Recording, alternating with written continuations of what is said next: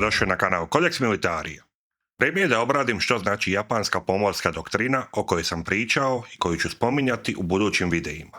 Dok su druge mornarice, inicijalno japanska, smatrale nosače zrakoplova pomoćnim jedinicama koje prvenstveno izviđaju za ostatak flote. Razvoj tehnologije i bržih zrakoplova s većim doletom i većom količinom oružja je otvorio mogućnosti i za samostalno ofenzivno djelovanje.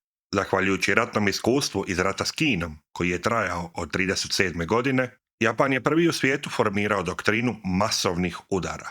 Nosači su bili brži od ostatka flote i stoga su djelovali u samostalnoj formaciji, koja je trebala izviđati, braniti flotu i oslabiti neprijatelja prije nego što bi ga dovršio ostatak površinske flote, prvenstveno bojni brodovi.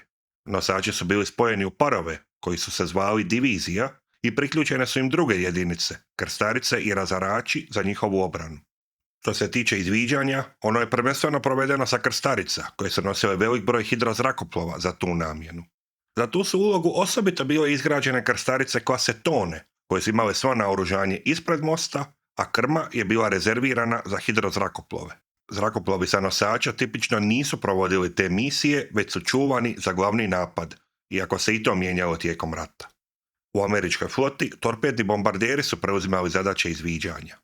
Japansku flotu su štitili lovci, otprilike polovica dostupnih, koji su tijekom borbe slijetali na palubu i punili se gorivom i streljivom, budući da je lovac Zero imao ogroman domet, ali dovoljno streljiva za svega nekoliko sekundi paljbe.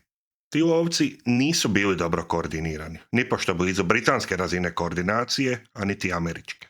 Britanci su imali posebnu frekvenciju iz koje su koordinirali lovce u borbenoj patroli i radijsku sobu iz koje su na posebnoj frekvenciji pazili koji sektori su nadzirani i odakle dolazi napad. Amerikanci na početku rata nisu imali posebnu frekvenciju, već su svi piloti u zraku bili na istoj, što je stvorilo svakakve probleme i otežalo koordinaciju. Kasnije su unijeli promjene i stanovitu disciplinu u taj sustav kako bi se zapovjedi mogli izdavati, a veće promjene su došle tek pod britanskim utjecajem 1943. godine, kad je Victorious pod nazivom USS Robin zajedno sa Saratogom činio jedinu savezničku eskadru nosača u Pacifiku. Amerikanci su od Britanaca prihvatili posebnu kontrolu obrambenih lovaca i njihova učinkovitost se time značajno povećala. Japan je bio daleko od toga. Radio uređaj na Zereu je bio vrlo loš i često nije obavljao svoju svrhu, zbog kvarova. Piloti su ga često čupali, jer su ga smatrali kao 20 kg dodatne težine koja ih usporava u borbi, a beskorisno je. Tijekom borbe i onako se nisu smjeli koristiti radio uređaji zbog održavanja radio tišine, što je bilo ponešto beskorisno u situaciji kad je matični nosač očito bio otkriven. Stoga je obrana japanske flote bila loše koordinirana, te iako je određen broj lovaca uvijek bio na patroli, obično bi se skupljali oko prvog neprijatelja kojeg ugledaju ili na kojeg brodovi zapucaju, bez kontrole ostalih smjerova ili orijentacije odakle daljnji napadi mogu doći. Piloti su sami donosili svoje odluke kada presresti koju skupinu zrakoplova. Kad su napadi dolazili iz samo jednog smjera, to i nije nužno bio problem. Primjerice, kod Midwaya su uništili 44 od 45 američkih torpednih zrakoplova s nosača. No njihova nemogućnost da se na vrijeme pozicioniraju da spriječe juriš obrušavajućih zrakoplova je jedan od razlog japanskog poraza. Japanski nosači su krajem 1942. godine dobili radar za rano otkrivanje prijetnji, no nikad nisu uspjeli koordinirati svoje lovce jednako učinkovito kao Britanci ili Amerikanci. Što se jurišne komponente tiče, tu je Japan bio neprikosnoven. Čitava japanska flota je bila ofenzivno orijentirana i brodovi i zrakoplovi su izgrađeni tako da se maksimizira sposobnost udara, često na uštrb obrane ili sigurnosti. Što se tiče doktrine masovnih udara, ona se odnosi na već spomenuto okupljanje svih nosača u jednu formaciju koja se zvala Prva zračna flota, odnosno Kido Butai, što na japanskom znači pokretna ili mobilna eskadra. S 3 divizije po 2 nosača, ta eskadra je bez sumnje bila najpotentnija flotna formacija u prvom dijelu Drugog svjetskog rata. S preko 400 zrakoplova koji su mogli poletjeti u napad, mogla je koncentrirati golemu količinu paljbene moći i projicirati ju na udaljenost od nekih 500 km, više od zrakoplova bilo koje druge države. Japan je prvi uveo i tehnike organiziranja udara, koje će kasnije kopirati sve druge mornarice. Američka mornarica je na početku rata planirala lansirati sve zrakoplove s nosača odjednom. No, svi zrakoplovi se nisu mogli podići na palubu odjednom. Bilo je fizički nemoguće pozvočiti ih u formaciju koja ostavlja dovoljno prostora za polijetanje. Stoga su lovci dizani prvi i poletjeli bi. Onda bi se isto napravilo s obrušavajućim bombarderima i na kraju bi bili posloženi i poletjeli bi torpedni zrakoplovi. Treba istaknuti da su američki nosači imali hangare otvorenih stranica, što je omogućavalo zagrijavanje motora zrakoplova u hangaru.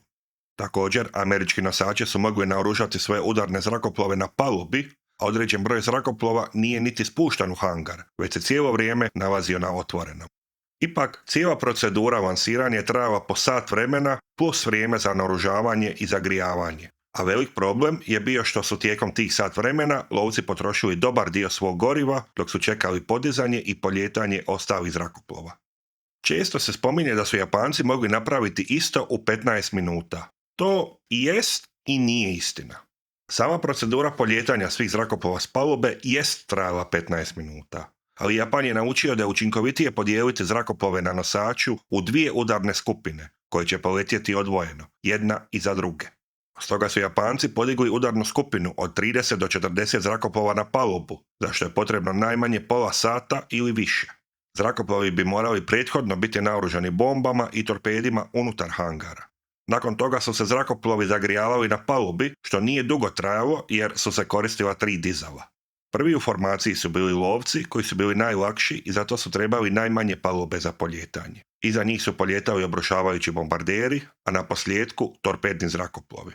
Ovakva formacija je bila slabija od američke, zato što je imala dvostruko manje zrakoplova.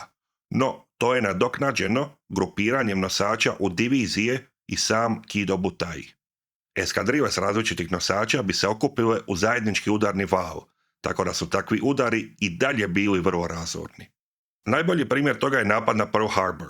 Poljetanje takve formacije je zaista i trajalo oko 15 minuta, uz još 15 minuta da se zrakoplovi s različitih nosača okupe u udarnu skupinu. To je značilo da su Japanci zaista imali prednost u vremenu potrebnom da organiziraju napad. Čim bi prvi val uzletio, počelo je naoružavanje i podizanje drugog vala na palubu, koji je mogao poletjeti oko sat i pol do 2 nakon prvog.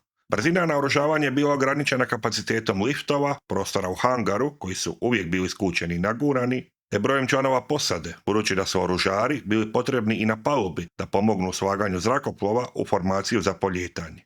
Drugi udar bi potom poletio dok bi se prvi vraćao i tako se neprijatelja moglo napadati čitav dan bez prestanka u kontinuiranim razornim udarima. Ova doktrina i taktika je na početku rata bila jedinstvena i kasnije prihvaćena od svih drugih država. Primjerice, u bici kod Midwaya, Yorktown je već prihvatio japansku doktrinu i poslao udarni val prije drugih nosača poput Horneta, koji nije imao borbeno iskustvo i koji je slijedio predratnu doktrinu, što je značilo da mu je trebalo puno više vremena da svi zrakoplovi polete. Moramo kratko spomenuti i zrakoplove. Volio bi ih obraditi u detalje u budućim videima, tako da ću samo kratko spomenuti njihove glavne značajke. Japanski zrakoplovi su imali ogroman domet. Napad na Pearl Harbor je pokrenut s udaljenosti od 430 km. I japanski zrakoplovi su generalno do samog kraja rata imali prednost u dometu kojeg su mogli napasti. Ovo je naravno ovisilo o izviđanju i okolnostima bitke, te su napadi u kasnim bitkama pokretani s kraćeg dometa.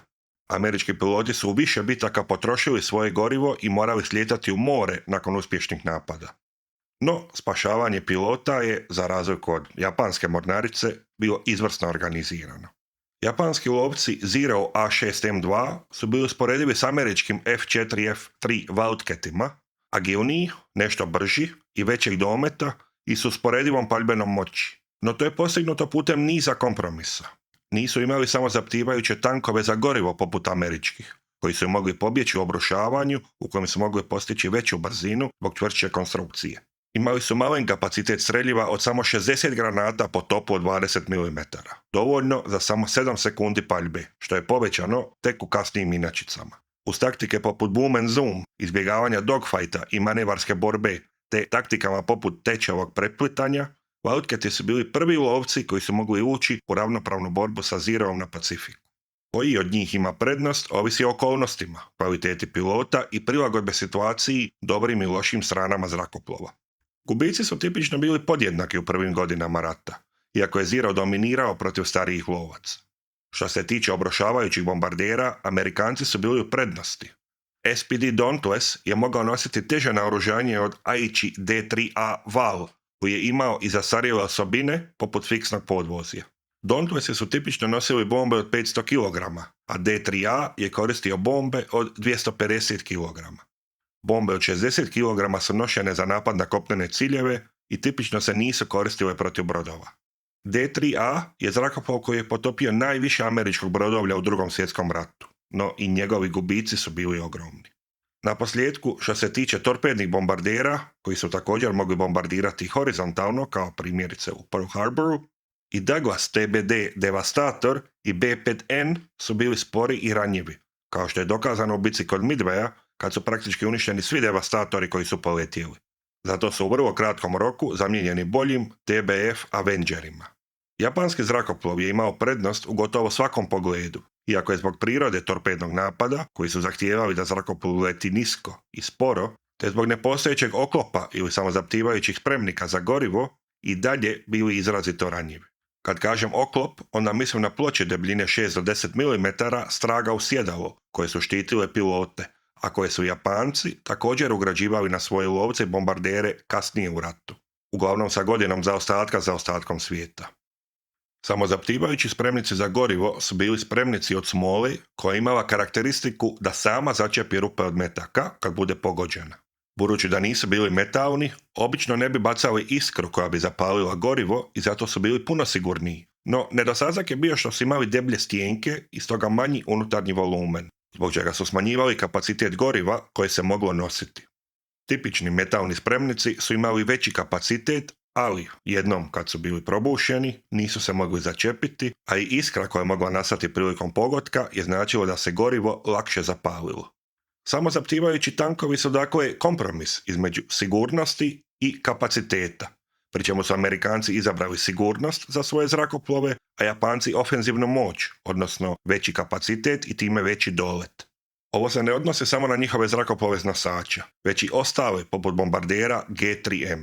G3M i G4M su mogli letjeti do 5000 km, što je nezamislivo za dvomotorni zrakoplov na savezničkoj strani. Ali to je postignuto kroz smanjenje težine izbjegavanjem korištenja sigurnosnih mehanizama, zbog čega ove zrakoplove bilo vrlo lako oboriti, često bi planuli i od najmanjih pogodaka. Kako sam spomenuo, to se mijenjalo kasnije u ratu, kad su Japanci počeli više paziti na sigurnost pilota, no uvijek su bili barem korak ili dva iza velikih sila. Dodatni nedostatak zrakoplova japanske mornarice je bio u tome što im se krila nisu sklapala u potpunosti kao američkima, već samo na krajevima krila, što znači da su zahtijevali više mjesta u hangaru. Važna taktička značajka jest izbjegavanje zračnih napada. Amerikanci su grupirali svoje brodove, držali bojne brodove, krstarice i razarače blizu svojih nosača. Tako su postigli maksimalnu koncentraciju obrambene paljbene moći, a manevrirali su zajedno kao eskadra kad je to bilo potrebno. Velik broj dodatnih protuzrakoplovnih topova je ugrađivan na njih već nakon prvih bitaka s Japanom, a ti su topovi obično pojedinačno bili kvalitetniji od japanskih. Što se velikog kalibra tiče, Japanci su cijeli rat koristili pristojne topove od 127 mm i kasnije još bolje od 100 mm. Ali većina zrakoplova u ratu je oborena topovima niže kalibra, čiji je broj bilo lakše povećati nego broj velikih topova.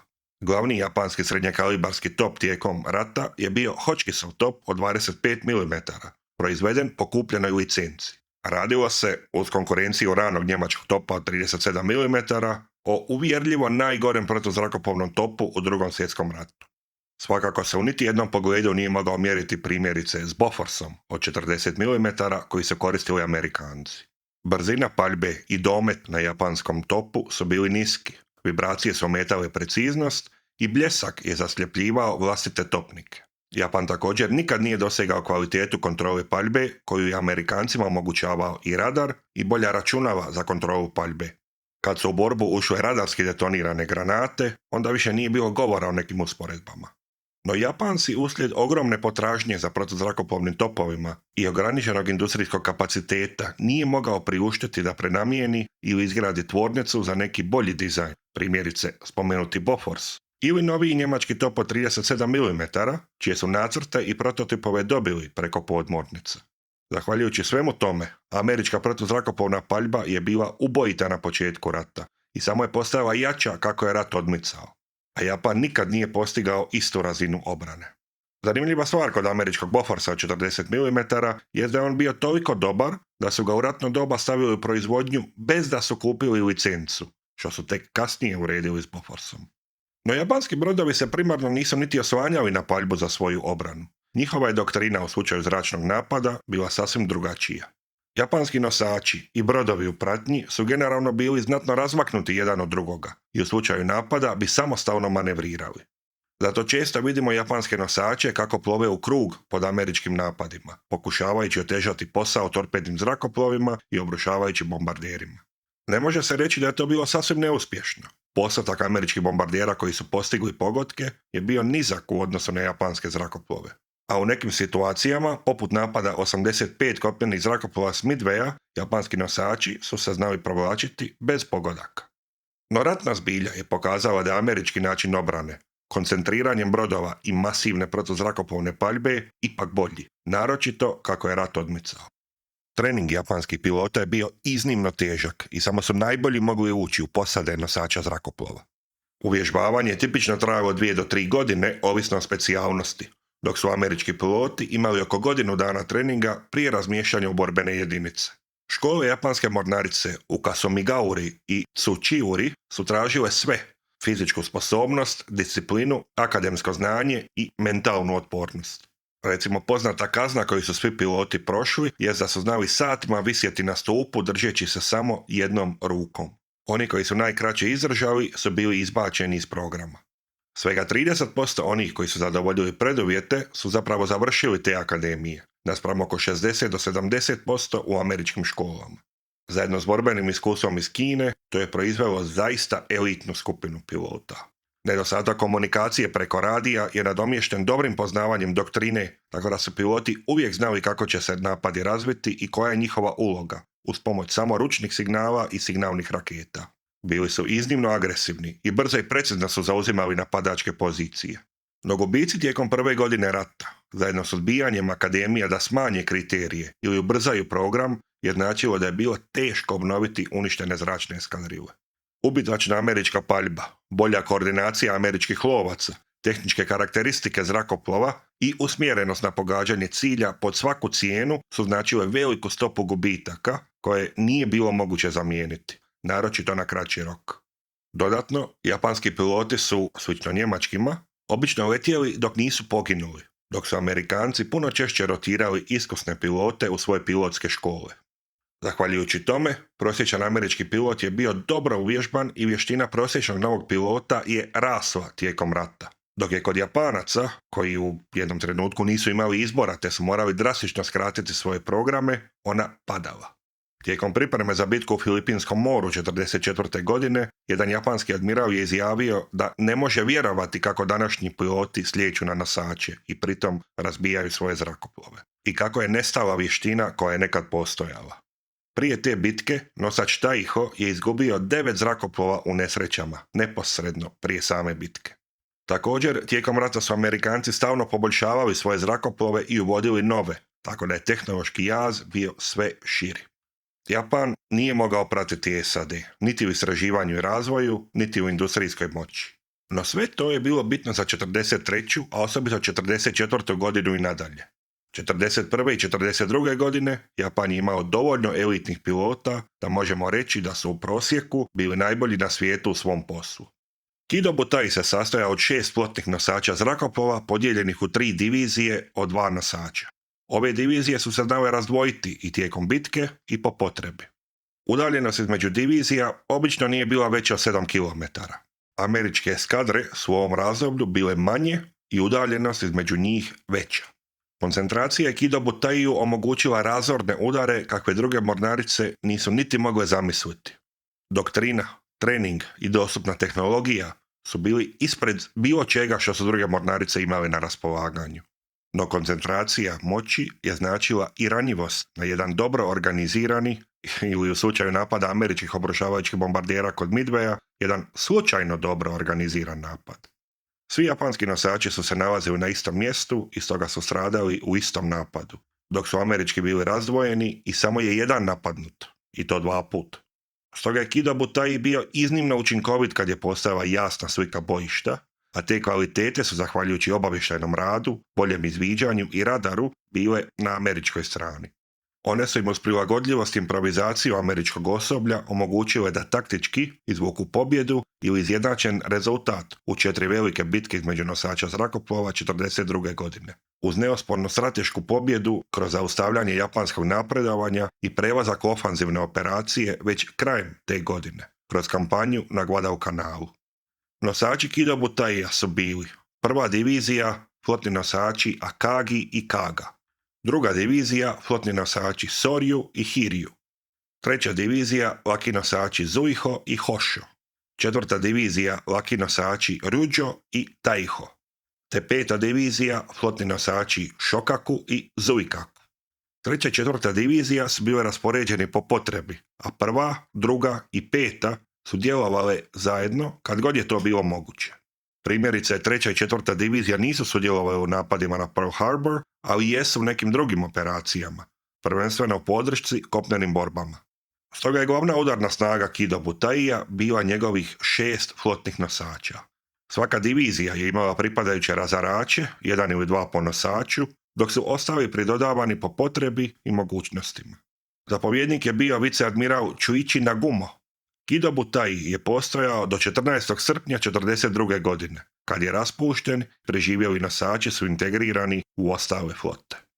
Japanska flota je na početku 30. godina bila sastavljena od brodova sagrađenih tijekom i neposredno nakon Prvog svjetskog rata, kao što je to bio slučaj i s ostalim mornaricama. Počevši s 31. godinom, japanska flota je građena po 4 sukcesivna plana, kojima je cilj bio steći prednost pred SAD-om, kojeg se smatralo glavnim protivnikom. Prvi plan proširenja mornarice, ili krug, kako su ga zvali, se fokusirao na razarače i krstarice klase Mogami. Drugi plan je odgođen zbog modifikacija nakon incidenta Tomozuru, o kojem ću pričati u drugom videu. Konačno je stupio na snagu 1934. godine, u sklopu kojeg su kasnije sagrađene krstarice klase Tone i flotni nosači Hiryu i Soryu. Napuštanjem pomorskih sporazuma 1937. godine je pokrenut treći pomorski plan, čija su osnovica bili superbojni brodovi klase Yamato i 2 velika nosača klase Shokaku, uz 64 druga ratna broda, 1000 zrakoplova i nadogradnju starijih krstarica novim moćnijim topovima. Izlazak iz pomorskih sporazuma je oslobodio Japan da dizajnira svoje brodove kako želi, bez ograničenja, ali naravno uskoro su to mogle i ostale nacije. Stoga je izlaskom iz tih sporazuma Japan mogao steći kratkotrajnu prednost dok se svi drugi ne prilagode, a onda je sve ovisilo o snazi industrije pojedine države, što naravno nije bilo pogodno za Japan. Eto, još jedan dokaz da ekstremiste i njihove ideje ne treba slušati. 1939. godine je pokrenut četvrti plan proširenja mornarice, koji je na umu imao američki pomorski zakon iz 1938. godine, kojim je povećana američka mornarica. U Japanu je trebalo povećati mornaricu s 2 poboljšana bojna broda klase Yamato, jednim nosačem koji je kasnije dovršen kao Taiho i nizom drugih brodova. Ovaj plan je pretekla ratna zbilja i gubici, te je japanska brodogradnja od tog trenutka posvećena popunjavanju gubitaka i trenutnih potreba, što je bio razlog dodatku plana koji je nastao nakon gubitaka kod Midwaya 1942. godine. Fokusiranje ograničenih resursa paralelno na nosače zrakoplova i na čudovišne bojne brodove, koji nisu mogli dati odlučan doprinos operacijama, je bila očita strateška greška. Japanu su u Pacifiku nakon Midwaya očajnički nedostajali novi nosači i piloti, a oskudni brodograđevni resursi su potrošeni na nepotrebne bojne brodove. Operativna povijest ratnih događanja u Pacifiku je opisana u podcastu Prva linija Jutarnjeg lista. Poveznica je u opisu.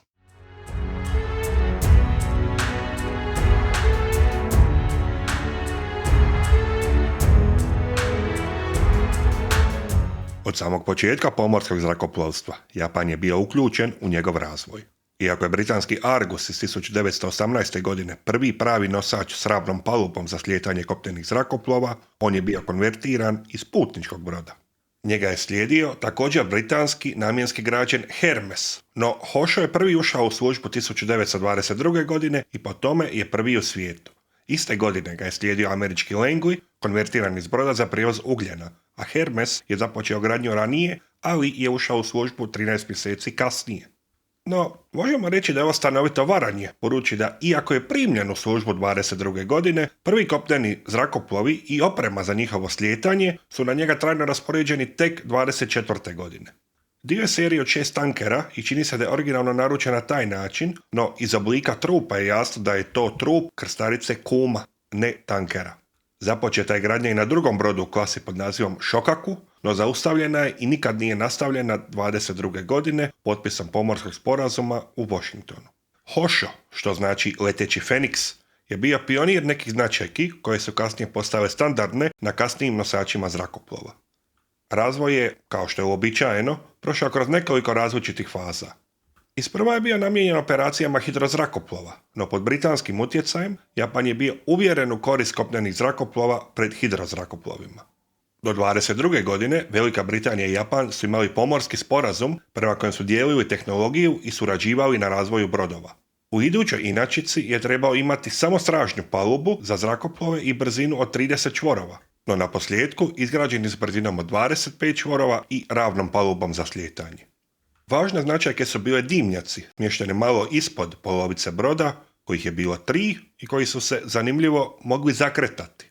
Pri normalnoj plovidbi su bili usmjereni uvis, a pri letačkim operacijama bi se zakrenuli horizontalno, da dim ne smeta zrakoplove na palubi. Ispred tih dimnjaka se nalazio zapovjedni most, prvi takav na svijetu. S njega su se mogle kontrolirati letačke operacije i osnovne operacije upravljanja brodom. Pokraj njega se nalazio i kran za hidrozrakoplove, budući da je u inicijalnoj konfiguraciji namijenjeno da se i oni koriste na brodu. Iako je bio planski građen kao nosač zrakoplova, hangar i letačka paluba nisu zbilja bili integrirani u trup broda, već i dalje sagrađeni povrh osnovne strukture. Na brodu su postojala 2 hangara, svaki sa svojim dizalom. Uski prednji je bio namijenjen lovcima i bio je dug 67 metara, širok svega 9,5 i visine jedne palube, što je bilo dovoljno za smještaj 9 lovaca. Stražnji hangar je bio podijeljen na 2 palube i na njemu je bilo smješteno 12 većih zrakoplova, 6 operativnih i 6 u rezervi. No, kako su novi zrakoplovi, naravno i dvokrivci, postajali sve veći i teži, tako se i broj zrakoplova koji je brod nosio smanjivao. Ispred i između hangara se nalazila otvorena paluba na kojima su bila smještena sidra, topovi i druga oprema. U trenutku stupanja u službu težina je iznosila svega 7,5 tisuća tona standardno, odnosno 9,5 tisuća tona u punom opterećenju. Domet je iznosio za toliki brod velikih 16.000 km pri 12 čvorova. Bio je dug 168 metara, a širok 18. Letačka paluba je bila iste duljine kao i trup i spuštala se 5 stupnjeva prema pramcu da omogući zrakoplovima da uhvate dodatnu brzinu kretanjem nizbrdo. Na palubu je ugrađen britanski sustav uzdužnih žica za zaustavljanje, koje su trenjem pomagale zrakoplovu da se zaustavi. Zaustaviti dvokrivce tog doba nije bio neki problem, a veća opasnost je vrebala od njihovog prevrtanja uslijed naleta vjetra. Zato su uzdužne žice imale smisla u to doba. Postoji jedna priča iz Japana o prvom slijetanju na nosači. 1923. godine britanski pilot William Jordan, zaposlen u Mitsubishi u tvornici zrakoplovnih motora, je zatražio probno slijetanje na Hosho, japanskim zrakoplovom tip 10. Isprva je odbijen, no kasnije mu je to dopušteno, uz nagradu od 10.000 jena. Uspješno je sletio nekoliko puta i uzeo je svoju nagradu. Japanski kapetan Kira je to htio ponoviti i vježbao je na kopnu tako da je iscrtao dimenzije Hosha na betonu. Kako je dugo kružio oko broda, Jordan je komentirao: tim tempom još uvijek imaš dug put pred sobom. Kira je pokušao sletjeti nekoliko puta, ali zrakoplov se svaki put odbijao od palube. A kad je konačno izgledalo da je uspješno sletio, još jedan val je odbacio zrakoplov u more. Kira je bio neozlijeđen i zatražio je još jednu priliku. Ovaj put je uspješno sletio iz prvog pokušaja, na što je Jordan izjavio: Japanci su zbilja zastrašujući. Nosač je bio neoklopljen, a za zaštitu je imao 4 topa od 140 mm i 2 topa od 80 mm. Zanimljivo je da su topovi od 80 mm bili smješteni na dizalima, što znači da su mogli biti spušteni da ne smetaju zrakoplovima i podignuti na palubu kad su bili potrebni. Brod je bio opremljen stabilizatorima tvrtke Sperry kako bi se povećala stabilnost. Posada je iznosila 512 osoba. Djelovanje zrakoplova s ovog nosača je bilo iznimno teško zbog kratke i uske palube, koji su dodatno služavali zapovjedni most, kran za hidrozrakoplove i arbol s radijskim antenama. Most je zbog toga što je bio uzak bio gotovo neupotrebljiv, iako je sama ideja bila odlična. Stoga je vrlo brzo, 24. godine, pregrađen u brodogradilištu na način da je uklonjen zapovjedni most i kran, a jarbol za antenu se mogao spustiti horizontalno, tako da ne smeta zrakoplovima. Paluba je izravnata, bez pada od 5 stupnjeva. 25. godine je ugrađena zaštitna mreža za hvatanje zrakoplova koji nisu pogodili žice za zaustavljanje. Njena svrha je bila da zrakoplovi koji ne uhvate žice za kočenje ne upadnu u prednje dizalo, ako je ono slučajno bilo spušteno. Vjerojatno se to dogodilo u testovima ako je ta promjena bila potrebna. Idućih godina Hoše je služio zajedno sa Kagijem, uglavnom u testiranju opreme, procedura i zrakoplova te uvježbavanju pilota. Kao takav je bio instrumentalan, budući da je na njemu bilo daleko lakše testirati takve eksperimente nego na većim i skupljim nosačima. Zajedno sa Kagijem je pružao podršku 32. godine u incidentu u Šangaju. 35. godine je ušao u tajfun, poznat kao incident 4. flote, koji mu je iskrivio prednji dio palube. U remontu je ojačana konstrukcija broda i potporni za palubu, a dimnjaci su fiksirani u horizontalnom položaju, blago prema moru, budući da su se mehanizmi za njihovo zakretanje stalno kvarili pod utjecajem mora. Sudjelovao je u drugom kinesko-japanskom ratu, no kako su u službu ulazili novi zrakoplovi koji su bili preveliki za mali nosač, 37. godine je smješten u rezervu. 39. godine je remontiran na način da su proširena dizala i služio je kao nosač za trening novih pilota, sa zastarjelim zrakoplovima poput A4N i Yokosuka B4Y. Nije bilo šanse da se prilagodi za nove zrakoplove poput Zeroa, no na početku rata je smješten u 3. diviziju Kido Butai, zajedno s malim nosačem Zuiho. Kao takav je pratio eskadru japanskih bojnih brodova koji su pokrivali glavni dio Kido Butaija prvih 500 km. Nosio je 8 dvokrivnih torpednih bombardera B4Y koji su služili za izviđanje i protupodmorničke patrole. Izvori se ne slažu sasvim, no čini se da je lovce A5M nosio samo Zuiho. Tijekom operacija slijetanja zrakoplova odvojio se od flote bojnih brodova u predvečer i po mraku i u radio tišini ih više nije mogao pronaći. Tako je lutao neko vrijeme, a u Kure se onda vratio samostalno 12.12.41. godine. Idući je sudjelovao u bitci kod Midwaya, ali ponovno u istoj ulozi s eskadrom bojnih brodova koja nije stupila u bitku. Njegovi zrakoplovi su fotografirali gorući Hiriju i pomogli preživjelim brodovima da se priključe glavnoj eskadri. Usprkos nedostatku nosača nakon gubitaka kod Midwaya, raspuštanjem Kido Butaija je vraćen u svoju ulogu trenažnog nosača. 44. godine mu je produljena letačka paluba na 180 metara, najviše preko pramca, no dodatna težina, koja je sad iznosila malo manje od 11.000 tona, je značila da mu je zabranjeno isplovljavati po lošim vremenskim uvjetima. U ožujku 45. godine na vezu u Kureu je pogođen s 3 bombe, no nije popravljan te je kamufliran u luci. Dodatna bomba ga je pogodila u srpnju 45. godine.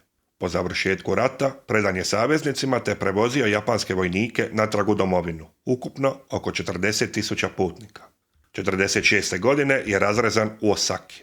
Iako je Hoša bio gotovo neupotrebljiv u ratnim operacijama, sve tehnologije, procedure i zrakoplovi u međuratnom razdoblju su testirani na njemu. Zbog toga je bio ključan dio razvoja japanske pomorske zračne sile u Drugom svjetskom ratu.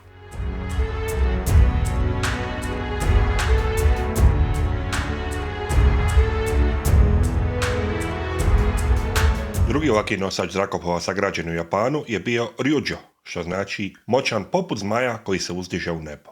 Nastao je iskorištavanjem dijela Washingtonske konferencije koja brodove ispod 10.000 tona standardne sisnine nije smatrala nosačima. Japan se igrao s idejom da poveća svoju mornaricu izgradnjom većeg broja manjih nosača, no 1930. godine kroz Londonski pomorski sporazum ova mogućnost je zatvorena. To znači da je Ryujo, čija je gradnja započela 29. godine, ostao kao jedini nosač svog tipa. S obzirom na iskustva stečena kroz službu Hoša, te Akagija i Kage, dizajn je usavršen kako bi bio što učinkovitiji na malom trupu od 8.000 tona, temeljenom na krstaricama Aoba. Originalno je zamišljen kao nosač s jednim hangarom, no japanska mornarica je tijekom gradnje zatražila da se zračna grupa poveća na 48 zrakoplova, što je zahtijevalo 2 hangara, koja su se protezala cijelom duljinom broda. Do tog zaključka se došlo nakon niza manevara iz kojih je bilo jasno da zračne grupe moraju biti veće da bi se mogao postići željeni ofenzivni učinak. To je međutim stavilo brodograditelje u nemoguću situaciju i brod koji je izašao iz brodogradilišta je od starta bio vrlo problematičan. Bio je izgrađen s vrlo laganom konstrukcijom, u skladu s japanskom filozofijom tog vremena koja je maksimizirala borbenu snagu brodova na uštrb sigurnosti.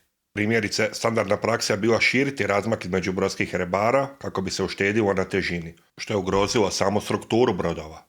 Brod je bio duljine 179 metara, širine 20 s gazom od 5,5 metara, te potpuno neoklopljen.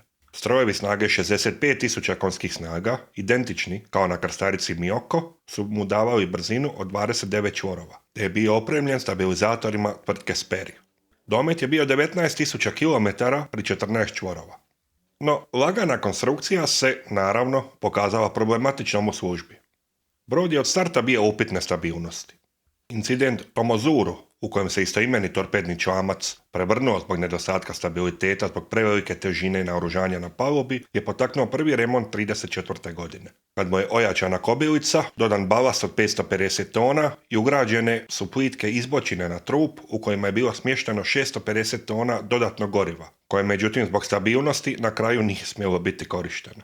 No to očito nije bilo dovoljno, budući da mu je prilikom incidenta 4. flote, kad je japanska eskadra uplovila u tajfun, iskribljen pramac i letačka paluba, te je donji hangar bio poplavljen, kad su valovi izbili njegova sražnja vrata za ukrcaj zrakoplova. Vraćen je u brodogradilište 36. godine, te su pramac i krma povišeni za jednu palubu, a letačka paluba je proširena na sražnjem dijelu, ali skraćena za 2 metra. Uklonjena su 2 ležišta za topove od 127 mm i zamijenjena onima od 25 mm da se poveća stabilnost. S ovim izmjenama, širina broda na morskoj liniji se povećala na 20,8 metara i gaz sa 1,5 m na 7 metara ukupno, dok je nova isisnina iznosila 10.600 tona standardno, odnosno 12.700 tona u punom opterećenju. To je bilo povećanje od čak 2600 tona u odnosu na dizajn po kojem je primljen u službu 1933. godine. Brzina je pala na 28 čvorova. Letačka paluba nije sadržavala zapovjedni most, koji se nalazio na pramcu ispred letačke palube. Ona je bila duljine svega 156 metara, najkraća od svih japanskih nosača, no širine 23 metra. 2 hangara su bila duljine 102 metra i 19 metara širine. Širina palube i hangara su bili ogromno poboljšanje za letačke operacije naspram malog hoša. Kao i on, imao je 2 dizala, iako je veličina sražnjeg bila problem kasnije u ratu, kad je postalo neiskoristivo za nove zrakoplove. Dimnjaci su originalno izlazili bočno na desnoj strani broda, a u skladu sa stečenim iskustvom 36 su produljeni, tako da su bili usmjereni prema moru. Na početku Drugog svjetskog rata je nosio zračnu skupinu od 22 lovca A5M i 16 torpednih zrakoplova B5N, ukupno 38 zrakoplova, od kojih su 4 bila rezervna. Obrušavajući bombarderi nisu nošeni, već su B5N nosili torpeda ili bombe po potrebi. Od zrakoplova nove generacije, B5N su bili jedini zrakoplovi koji su jedva, smješteni poprečno i sa sklopljenim krilima, mogli koristiti prednje dizalo. S relativno kratke palube nije moglo poletjeti više od 20 zrakoplova odjednom. Lovci su tijekom 1942. godine nadograđeni na Zeroe, što je međutim smanjilo broj torpednih zrakoplova koje je bilo moguće nositi. Stoga u završnoj konfiguraciji nošeno 24 lovca Zero i 9 B5N bombardera, što upućuje na promjenu uloge u nosača lovaca, nakon iskustva bitke kod Midwaya. Naoružanje je bilo značajno za mali nosač i bilo je za japanske nosače inovativno smješteno. Sastojalo se od 6 dvostrukih ležišta za nove topove 127 mm na nosačima, 3 sa svake strane trupa, koji su omogućavali ograničenu paljbu preko palube. To je kasnije smanjeno na 4 ležišta, kako sam naveo.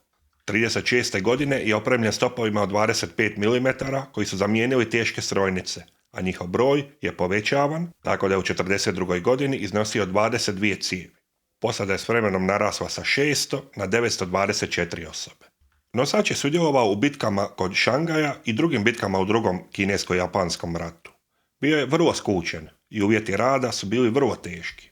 U Drugom svjetskom ratu je bio dio 4. divizije Kido Butaija i u njemu je imao značajnu ulogu, što znači da ga je Japan smatrao potpuno borbeno sposobnim nosačem, za razliku od Hoša. Sudjelovao je u invaziji Filipina, kojom prilikom je izbjegao 3 torpeda s podmornice Skipjack. Nakon toga je nastavio ratovanje u prostoru nizozemske istočne Indije i oko Singapura, gdje je potopio niz brodova, uključujući nizozemski razarač Van Ness i dokrajčio je američki razarač Pope. U prepadu u Indijskom oceanu djelovao je samostalno s jednom krstaricom i razaračem, te je ta eskadra potopila 19 trgovačkih brodova. Kasnije je zajedno s nosačem Junjo podržavao zauzimanje Aleutskih otoka u operaciji koja se odvijala paralelno s bitkom za Midway. Jedan Zero se tom prilikom srušio na otok Akutan i budući da ga je bilo moguće popraviti, Amerikanci su na njemu proveli brojne testove iz kojih su puno naučili kako se boriti protiv ovog lovca. To je bio čuveni Akutan Zero. U bici u Solomonskom moru, japanskom protunapadu oko Guadalcanala, djelovao je s nosačima Shokaku i Zuikaku, zamijenivši nosač Zuiho, koji nakon remonta još nije bio spreman za akciju. Od njih se odvojio da bi bombardirao zračnu luku Henderson Field s 21 zrakoplovom 24.8.42. godine. Dok je udarna skupina bombardirala Guadalcanal, brod je izbjegao 2 napada od 2 američka zrakoplova, od kojih je jedan oboren. No na otkriveni nosač je uskoro došao veliki napad nosača Saratoga, s 31 obrušavajućim i 8 torpednih zrakoplova, bez pratnje lovaca zbog prevelike udaljenosti. Iako je nekoliko Zirova bilo u zračnoj patroli, Ruđo je pogođen s 3 bombe od 450 kg i jednim torpedom. Vatre u hangaru od pogodaka bombi su ugašene, no pogodak torpedom po sredini broda desno je izazvao plavljenje koje nije bilo moguće zaustaviti. Strojevi su se ubrzo zaustavili i 3,5 sata nakon napada brod se prevrnuo s gubitkom 120 članova posade. 14 zrakoplova koji su napadali Henderson Field se vratilo i kružili su oko nosača dok nisu ostali bez goriva, te su se morali spustiti u more. 7 ih je spašeno. Ryujo je primjer japanskog razmišljanja kasnih 20. godina, te ograničenja pomorskih sporazuma. Predstavlja je pokušaj da se na trup ograničene veličine smjesti što je moguće više zrakoplova. No čak i nakon znatnih pregradnji nije posjedovao potreban balans zaštite i ofenzivne moći. 30 zrakoplova je bila korisna zračna skupina koja se pokazala učinkovitom u prvom dijelu rata. No nosač nije bio sposoban primiti ikakav udarac, što je i dokazano kad je potopljen samo jednim torpedom sa zrakoplova. Tome je pridonijela i japanska operativna strategija, koja ga je poslala u samostalno djelovanje, iako je bilo jasno da je previše ranjiv za tako nešto. To je ista strategija zahvaljujući kojoj je izgubljen Shoho u Koralnom moru. Da je zadržan pri glavnoj floti i korišten kao nosač za obranu flote svojim lovcima Zero, vjerojatno bi bio bolje iskorišten u fazi rata kad je američka zračna moć bivala sve jasnija. Važnost Ryuja, međutim, je bila da je bio još jedan korak u savladavanju dizajna nosača i procedura za zračne udare. Idući nosači koje je Japan sagradio, Soryu i Hiryu, su bili naravno bitno veći flotni nosači, ali i daleko bolje balansirani dizajni koji će voditi do onoga što je Japan cijelo vrijeme htio. Klasi Shokaku.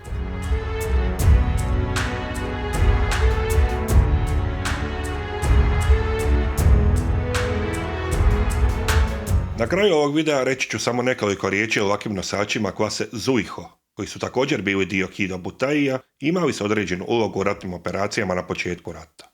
No, nastali su kasnije od 2 već ranije opisana nosača, tako da ne predstavljaju korak u učenju japanske mornarice, već više primjenu naučenog na nove brodove. Oni su nastali od 2 broda za podršku podmornicama, koji su međutim dizajnirani da mogu biti preuređeni u nosače zrakoplova ili tankere po potrebi. To je bio način na koji je Japan zaobilazio ograničenja pomorskih sporazuma, a i mogao je brzo povećati svoju flotu uoči rata.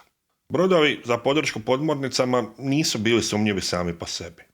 Japanska flota je njihovu izvornu formu zvala prvo stanje, a planove za preuređenje drugo stanje. Ovi nazivi su bili strogo interni i pazilo se da ne budu spomenuti u javnosti. Potreba je naravno bila najveća za nosačima zrakoplova i stoga je Takasaki već tijekom gradnje, nakon porinuća, preuređen u Zuiho, što znači sretni Feniks, i primljen je u službu krajem 40. godine.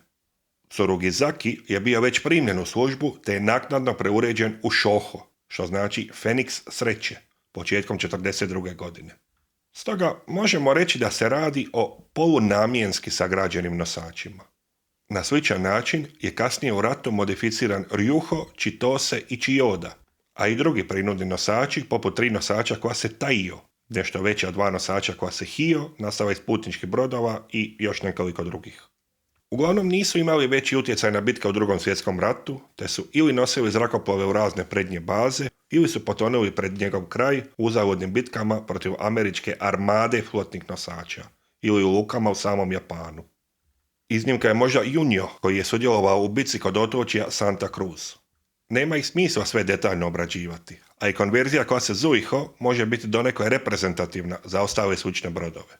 Klasa Zuiho je već u originalnom obliku bila namijenjena vojnoj službi, a drugi brodovi su građeni s određenim vojnim značajkama kako bi ih bilo lakše konvertirati.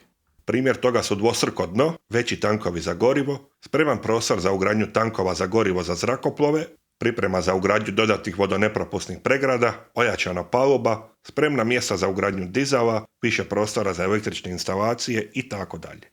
Strojevi su često bili predmet spora, zato što su civilne tvrtke preferirale pouzdanije, sporije strojeve, a mornarica strojeve visokog pritiska, koji su proizvodili više snage i bili manji i lakši. Primjerice, na spomenutim nosačima klase Hio, u civilnom obliku ti putnički brodovi su mogli koristiti samo 80% snage svojih strojeva, dok je u vojnom obliku 100% snage povećalo brzinu s 24 na 25,5 čvorova, a strojevi su bili 4 puta teži za istu snagu od onih na nosaču Hiriju. No, vratimo se klasi Zuiho. Nakon konverzije, brodovi su težili 11.400 tona standardno i 14.000 tona u punom opterećenju. Mogli su doseći 28 čvorova s dometom od 14.400 km pri 18 čvorova. Nakon zamjene problematičnih dizelskih motora parnim turbinskim strojevima od 52.000 konjskih snaga, istih kao na razaračima klase Kagero. Dizelski strojevi, koji su imali kao brod za podršku podmornicama, su mogli biti korišteni samo do 60% snage, jer su inače kvarovi bili konstantni. Trup je bio duljine 205 metara, a širine svega 18,2 metra, što je davalo omjer od čak 11:1. Imali su 785 članova posade. Letačka paluba je bila duljine 180 metara i širine 23 metra, a 30 zrakoplova je bilo smješteno u jednom hangaru duljine 124 metra i širine 18 metara. 1943. godine Zuihova paluba je produljena na 192 metra. Promet na palubu se odvijao preko 2 dizela, prednjeg i sražnjeg. Može se uočiti da je nakon relativnog neuspjeha sa Ryujom, japanska mornarica više nije težila sagraditi visoke i nestabilne nosače poput njega. To je značilo da Zuiho s hangarom na jedan kat ima bitno manji kapacitet zrakoplova, ali i puno manje problema sa stabilnosti broda. Zračna skupina je na početku rata na Zuihu bila sastavljena od 16 lovaca i 12 torpednih bombardera, a ona na Shohu je bila sastavljena od 6 lovaca, 6 obrušavajućih bombardera i 9 torpednih bombardera, 21 zrakoplov ukupno. Nije poznato da li je nosio tako malo zrakoplova zbog nedostatka zrakoplova, nedostatka pilota ili gužve u hangaru. 1944. godine to je iznosilo 15 lovaca i 15 torpednih bombardera u Zuihovoj zadnjoj bitci. Zapovjedni most je bio smješten ispod letačke palube, u stalnoj sjeni zbog obučenog položaja. Kao što je standardno na japanskim lakim nosačima, nikakve posebne zaštite nije bilo, a naoružanje je bilo 8 topova od 127 mm u izbočinama ispod razine palube, te od 8 do čak 68 cijevi od 25 mm, budući da je njihov broj povećavan tijekom rata. Nosači klase Zuiho su vjerojatno bili odlična ideja prije rata, no kako je vrijeme prolazilo, kao i ostali japanski laki nosači, bivali su sve manje korisni. Originalno zamišljen kapacitet je bio 50 zrakoplova, što je palo na 30 u 1941. godini i čak i niže u praksi. Na kraju se pokazalo jednostavnijim održavati samo 2 tipa zrakoplova nego sva 3 kao što su nosili veći nosači. Bili su korisni u inicijalnim bitkama, no s vremenom su bili gurani u pomoćne uloge, što je bilo bitno primjerenije njihovim kapacitetima. Iako su mogli koristiti nove tipove zrakoplova koji su u upotrebu ušli 1941. godine, kapacitet je uvijek bio ograničen, što veličinom hangara, što širinom palube. Shoho je imao kratku karijeru. U službu je ušao nedugo nakon početka rata, te je obavio jednu misiju transporta zrakoplova na Truk i sudjelovao je u lovu na nosače nakon Doolittleovog prepada, prije nego što je otplovio u uzimanje Port Moresbija, operaciju Mo, koja se pretvorila u bitku u Koraljnom moru. Plan je bio tipičan Yamamotov, koji je predviđao puno eskadri na širokom prostoru, a Shoho je pokrivao konvoj s trupama za iskrcavanje u Port Moresbiju. Američki zrakoplovi su ga otkrili i puna udarna snaga 2 američka nosača, 53 obrušavajuća bombardera, 22 torpedna i 18 lovaca se iskalila na njemu. 3 lovca u patroli nisu mogli napraviti puno. U nekoliko valova pogođen je s 13 bombi i 7 torpeda. Robert Dixon, pilot obrušavajućeg bombardera Dauntless, je poslao poznatu radio poruku Scratch one flat top, jedan nosač manje. Naredba za napuštanje broda je stigla 20 minuta nakon početka napada. 203 člana posade su spašena, a 631 se utopio. Prateći razarači su poslani sjeverno nakon što je postalo jasno da nosač neće preživjeti. I dok su se vratili nakon prestanka napada, većina posade je već stradala. Zuiho je imao dulju karijeru. Prvo je zajedno s Hoshom sudjelovao u praćenju glavne japanske flote koja je štitila nosače pred njihovom povratku s udara na Pearl Harbor. Kao i Shoho, progonio je američke nosače nakon Doolittle-ovog prepada. Nosio je zrakoplove za Filipine, pa je pratio bojne brodove u bitci za Midway, bez uključivanja u samu bitku. Aktivno je sudjelovao u bitci kod otočja Santa Cruz, te je dao doprinos japanskim napadačkim valovima. Njegovi lovci su presreli i omeli američku formaciju kad su se one mimoilazile tijekom istovremenih napada. No pogođen je s 2 bombe od 230 kg koje su mu oštetile letačku palubu od strane američkih izviđačkih zrakoplova. Zajedno s oštećenim Shokakuom se povukao iz bitke. Po popravku 1943. godine pokrivao je povlačenje s Guadalcanala. Ostatak 1943. i 1944. godine proveo u transportu zrakoplova na prednje baze. U bitci u Filipinskom moru izgubio je sve zrakoplove, kao i ostali japanski nosači, no nije bio pogođen u američkim napadima. Naposljedku je kao i ostali preživjeli japanski nosači žrtvovan u bitci kod Leitea, odnosno bitci kod rta Engano. U prvom valu je pogođen s jednom bombom od 230 kg koja je uništila stražnji dio palube, a u trećem je pogođen s jednim torpedom i još 2 bombe. 4. val nije postigao pogodak, no bliski promašaji su probušili trup gelerima. To je ubrzalo njegovo potonuće. S njim je nestalo 215 članova posade, a 759 je spašeno. Općenito gledajući, japanski laki nosači su imali svoje mjesto u japanskoj mornarici. Imali su pozitivan doprinos brojnim amfibijskim operacijama u početku rata i mogli su korisno pojačati glavne flotne nosače u ključnim bitkama. Također su imali važnu ulogu na sporednim pravcima napredovanja i dopremanju zračnih pojačanja na brojne otoke koji su bili tisućama kilometara od Japana. U doba Drugog svjetskog rata na Pacifiku zrakoplovi nisu mogli sami doletjeti do prednjih baza, već ih je trebalo nekako prevesti do njih, trgovačkim brodovima u dijelovima ili još bolje, nosačima zrakoplova koji su ih dostavili u komadu. Čak su i kopneni zrakoplovi često mogli poletjeti s njih, iako naravno nisu mogli sletjeti. No kad je Japan počeo gubiti te ključne bitke, laki i pomoćni nosači su gurnuti u glavnu flotu da popune gubitke, što nije bila uloga u kojoj su mogli napraviti ključan doprinos. To je naravno bio rezultat općeg tijeka rata. U idealnom slučaju pružali bi podršku kopnenim bitkama ili bi bili iskorišteni kao protupodmornički nosači, što je uloga u kojoj su saveznički laki nosači bili izvrsni i koja je znatno doprinijela potiskivanju prijetnje njemačkih podmornica. Jedan od ključnih razloga zašto je Japan izgubio Drugi svjetski rat je bilo djelovanje američkih podmornica koje nikad nisu uspjeli potisnuti. Sa svojim malenim palubama i stabilitetom koji je često bio na rubu sigurnog, nisu se mogli lako prilagoditi zahtjevima novih, većih i bržih zrakoplova. U sličnom su problemu bili recimo Amerikanci, čiji laki i osobito eskortni nosači često nisu mogli koristiti nove zrakoplove poput Corsera ili Hellcata. No na njihovu sreću i Wildcat je imao svoju primjenu sve do kraja rata, zahvaljujući padu kvalitete japanskih pilota i nemogućnosti japanske industrije da proizvede zrakoplovne motore veće snage tijekom rata, što je svoja posebna tema.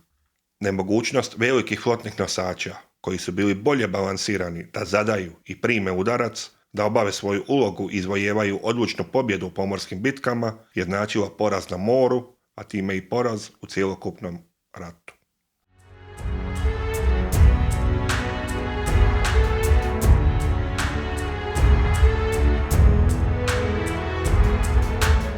Nakon Prvog svjetskog rata, početkom 20. godina, Japan je gradio flotu s namjerom da postigne paritet s velikim pomorskim silama svijeta, Velikom Britanijom i ponajviše SAD-om. Naravno, taj paritet se odnosio samo na Pacifik, a ne na cjelokupnu mornaricu, što je bilo jasno da neće biti moguće. Ime tog plana jest 8-8, to jest 8 bojnih brodova i 8 bojnih krstaša. Prvi takav plan je pokrenut već ranije, 1910.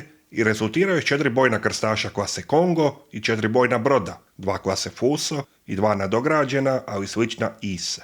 Cijena takvog programa je bila strahovita za Japan, koji se industrijski tek razvijao.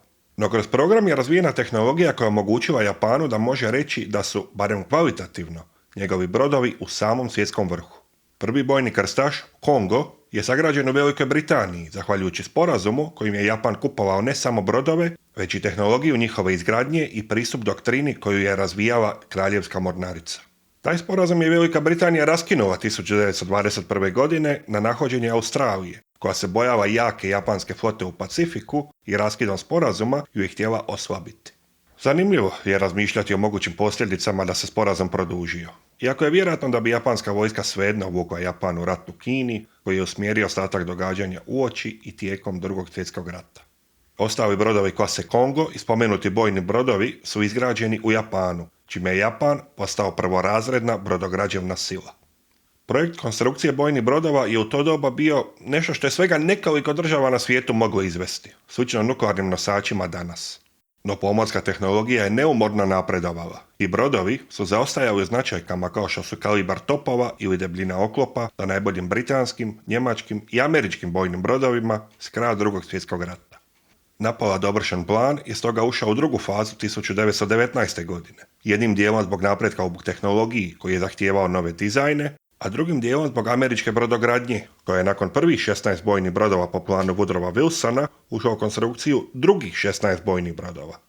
Japan je na to odgovorio s dodatna 4 bojna broda i 4 bojna krstaša, kako bi ispunio plan 8-8. Sagrađeni su bojni brodovi Nagato i Mutsu, od kojih je drugi financiran donacijama građana umjesto iz proračuna koji taj trošak nije mogao podnijeti. Započeta je izgradnja 2 bojna broda klase Tosa i 4 bojna krstaša klase Amagi. Velika Britanija je prirodno pratila te američke planove i nastala je utrka u naoružanju koju te države, načete ogromnim gubicima i ekonomskim krizama nakon Prvog svjetskog rata, nisu mogle pratiti. Izdavanja samo za flotu u Japanu su dosegla 30% državnog proračuna i planirano je da se i povećaju, što je bilo neodrživo, a i Velika Britanija, koja je vraćala kredita SAD-u, nije to mogla lako pratiti. Stoga su 1922. godine velike sile sjele za zeleni stol i pokušale sklopiti sporazum o međusobnom ograničavanju brodogradnje, da se izbjegne nepotrebna utrka u naoružanju. To je već puno puta spomenuti pomorski sporazum iz Washingtona. Japanu je dopušteno da izgradi 60% bojnih brodova kao Velika Britanija i SAD. Tako niska brojka je bila donja granica na kojoj je japanska delegacija smjela pristati, a to su Amerikanci znali zato što su prisluškivali diplomatske depeše i od te brojke nisu odustajali. Taj sporazum je u dobrom dijelu japanske mornarice doživljen kao uvreda Japanu, i stoga je jedan od faktora u militarizaciji i agresiji 20 godina kasnije. Prema sporazumu, svi postojeći brodovi su mogli ostati u službi, a oni u izgradnji su morali ili biti razrezani ili pretvoreni u nosače zrakoplova. To je za Japan bio problem, jer je Mutsu, koji je još bio u izgradnji, financiran donacijama građana i stoga je bio od osobitog značaja, pa je ispregovarano da ga Japan dovrši, a Velika Britanija će zauzvrat moći dovršiti 2 broda klase Nelson, to jest Nelson i Rodney. Tu u priču ulaze nosači zrakoplova. Ove 3 države su imale male probne nosače, no još se nije ozbiljno razmišljalo o velikim flotnim nosačima, iako su postojale ideje i planovi. Zrakoplovi tog doba su bili maleni, kratkog dometa, nosili su malo oružja i smatralo se da su prvenstveno korisni u izviđanju. No s velikim brojem dostupnih trupova nedovršenih brodova iskorištena je prilika da se oni prenamijene u nosače. Bojni krstaši su bili fizički veći i brži od bojnih brodova i stoga prikladniji za takvu konverziju. Velika Britanija je konvertirala svoja 3 bojna krstaša klase Courageous, koji su i onako bili upitne borbene vrijednosti. SAD je konvertirao 2 krstaša klase Lexington, tako su nastali Lexington i Saratoga. Japan je odabrao 2 bojna krstaša klase Amagi. Ostali dovršeni trupovi, poput japanskog bojnog broda Tosa, su namijenjeni za testiranje novih tehnologija. Stoga je u Japanu konverzija započela na bojnim krstašima Amagi i Akagi. Brodovi su bili veći od odobrenih 27.000 tona, no isti problem su imali i Amerikanci, pa pa je ispregovarana iznimka za 2 broda koji su mogli doseći i 33.000 tona standardno. Međutim, veliki kanto potres 1923. godine, u kojem je poginulo preko 100.000 ljudi, je poremetio japanske planove. Akagi je prošao bez veće štete, budući da gradnja nije uznapredovala prije pauze zbog pregovora, a nalazio se u Kureu, dovoljno daleko od epicentra. Ali Amagi, čiji je trup bio gotovo dovršen i koji se nalazio u Yokosuki, je teško oštećen u navozu, te je šteta bila tolika da se odustalo od daljnje gradnje, budući da to nije bilo ekonomski isplativo. Umjesto njega, za konverziju u nosač je nastavljen rad na drugom bojnom brodu klase Tosa, Kagi, o kojem ćemo pričati kasnije u ovom videu. Akagi je stoga započeo s konverzijom 1923. godine, a dovršen je 1925. godine, dok je u službu primljen 27. godine. Radilo se o jednom od najvećih ratnih brodova tog doba. Duljina trupa je bila čak 261 metar, a širina 31 metar. Istisnina je službeno iznosila 27.000 tona standardno, odnosno 34.000 u punom opterećenju, sa 1.600 članova posade. Pod vodstvom admirala Hirage, 6 glavnih prijedloga je razmatrano za konverziju u nosač, a svaki je bio evolucija prethodnoga. Zanimljivo, prvi među njima su u velikoj mjeri sličili na Lexington i ono što će Akagi na kraju postati. U ovim prijedlozima brod je imao jednu letačku palubu, više manjih hangara, istisninu od 29.000 tona i kapacitet od 36 zrakoplova. Treći prijedlog je maknuo dimnjak s palube na bok broda, što je uzrokovalo grbu na sredini palube, zbog čega su dijelovi za slijetanje i poljetanje bili jasno odvojeni. Od četvrtog prijedloga nadalje pojavljuje se ideja korištenja 2 piste za poljetanje, jedna iznad druge, što je u daljnjim prijedlozima zadržano i čak uvećano. Dodatne letačke palube su trebale omogućiti da se u istoj ukupnoj težini omogući da više zrakoplova odjednom poljeće. U 6. završnom dizajnu, koji je poslan u brodogradilište, Akagi, nazvan prema planini Akagi u Japanu, je imao čak 3 letačke palube, jednu iznad druge. Iza donje 2 su se nalazili hangari duljine 100 metara, dok je u samom trupu broda postojao još jedan pomoćni hangar za zrakoplove na popravku. Za letačke operacije najpogodnija bila gornja paluba, duljine 190 metara i širine 30 metara, koja se koristila i za slijetanje. Ispod nje se nalazila srednja, duljine samo 15 metara, dok je donja imala pistu za poljetanje duljine 55 metara. U srednju i donju palubu se naravno nije moglo sletjeti, već samo poletjeti gotovo izravno iz hangara. Prenesena je britanska praksa zagrijavanja zrakoplova za let na palubi, a hangari su bili zatvorenog tipa, pa to i onako nije bilo moguće u njima. Gornja i donja paluba su se blago spuštale prema pravcu broda, oko 5 stupnjeva, da se omogući zrakoplovima da steknu dodatnu brzinu pri poljetanju. Budući da katapulti nisu ugrađeni, niti su bili praksa do razdoblja iza Drugog svjetskog rata.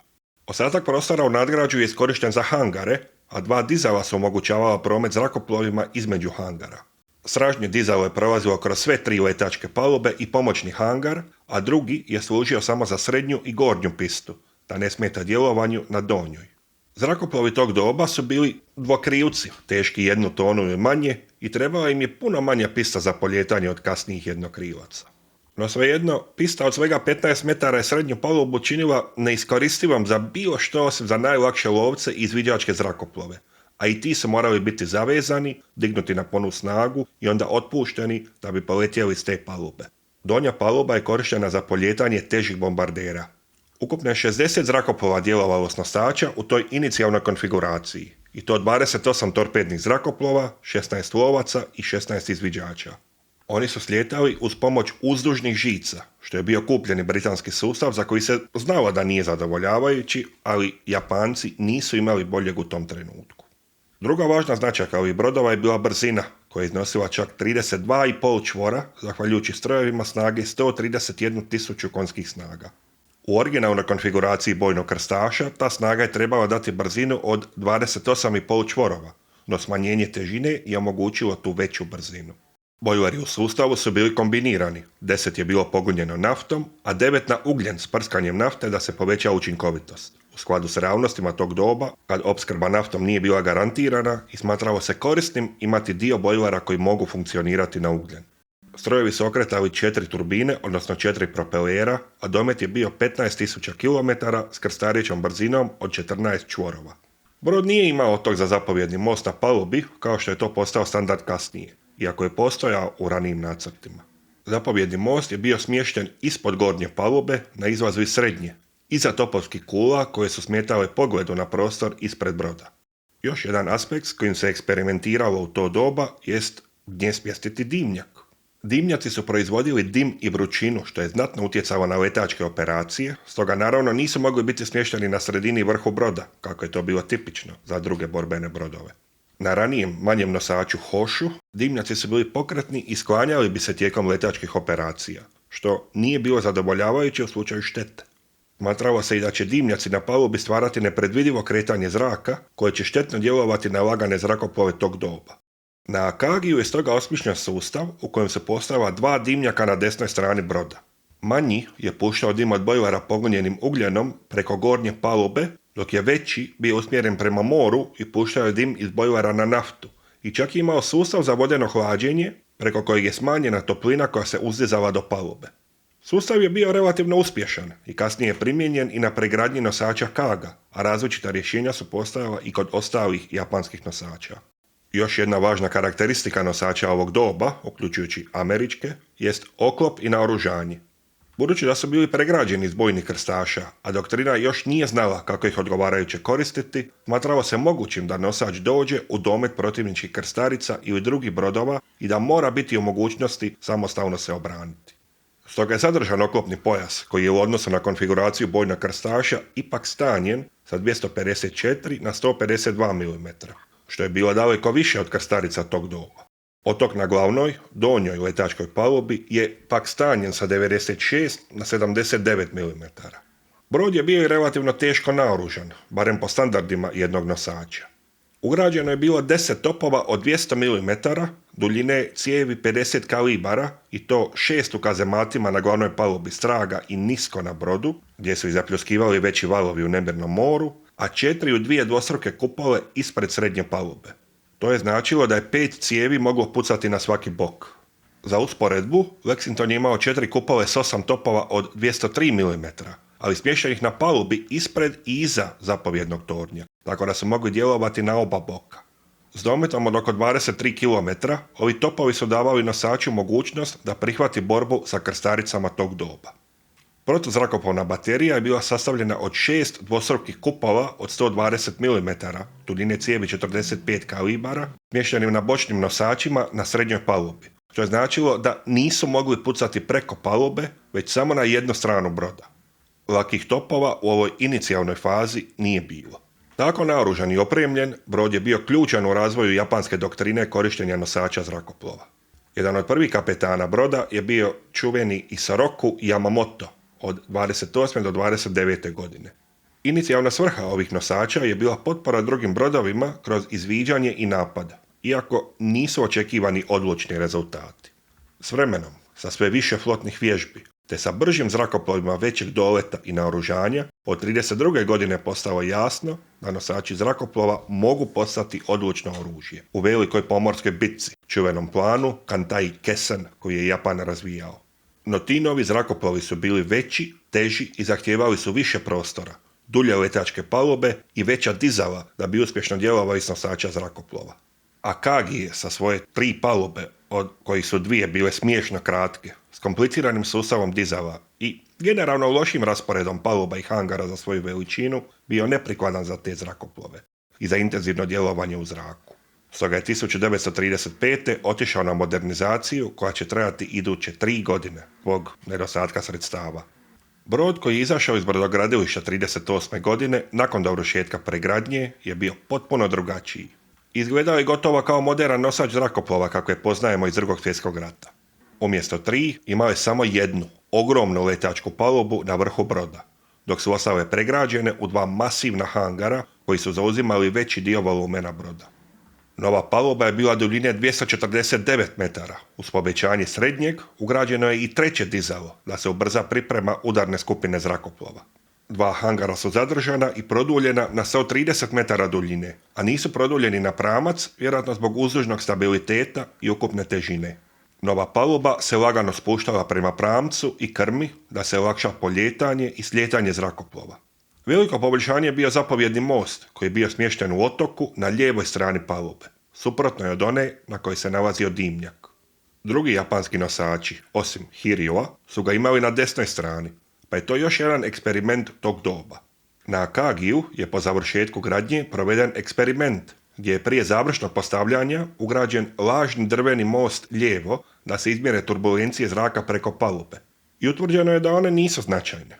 Kasnije se naučilo da piloti instinktivno imaju naviku skrenuti lijevo nakon poljetanja ili neuspješnog slijetanja, budući da su se propeleri okretali na desno i stoga gurali zrakoplov lijevo.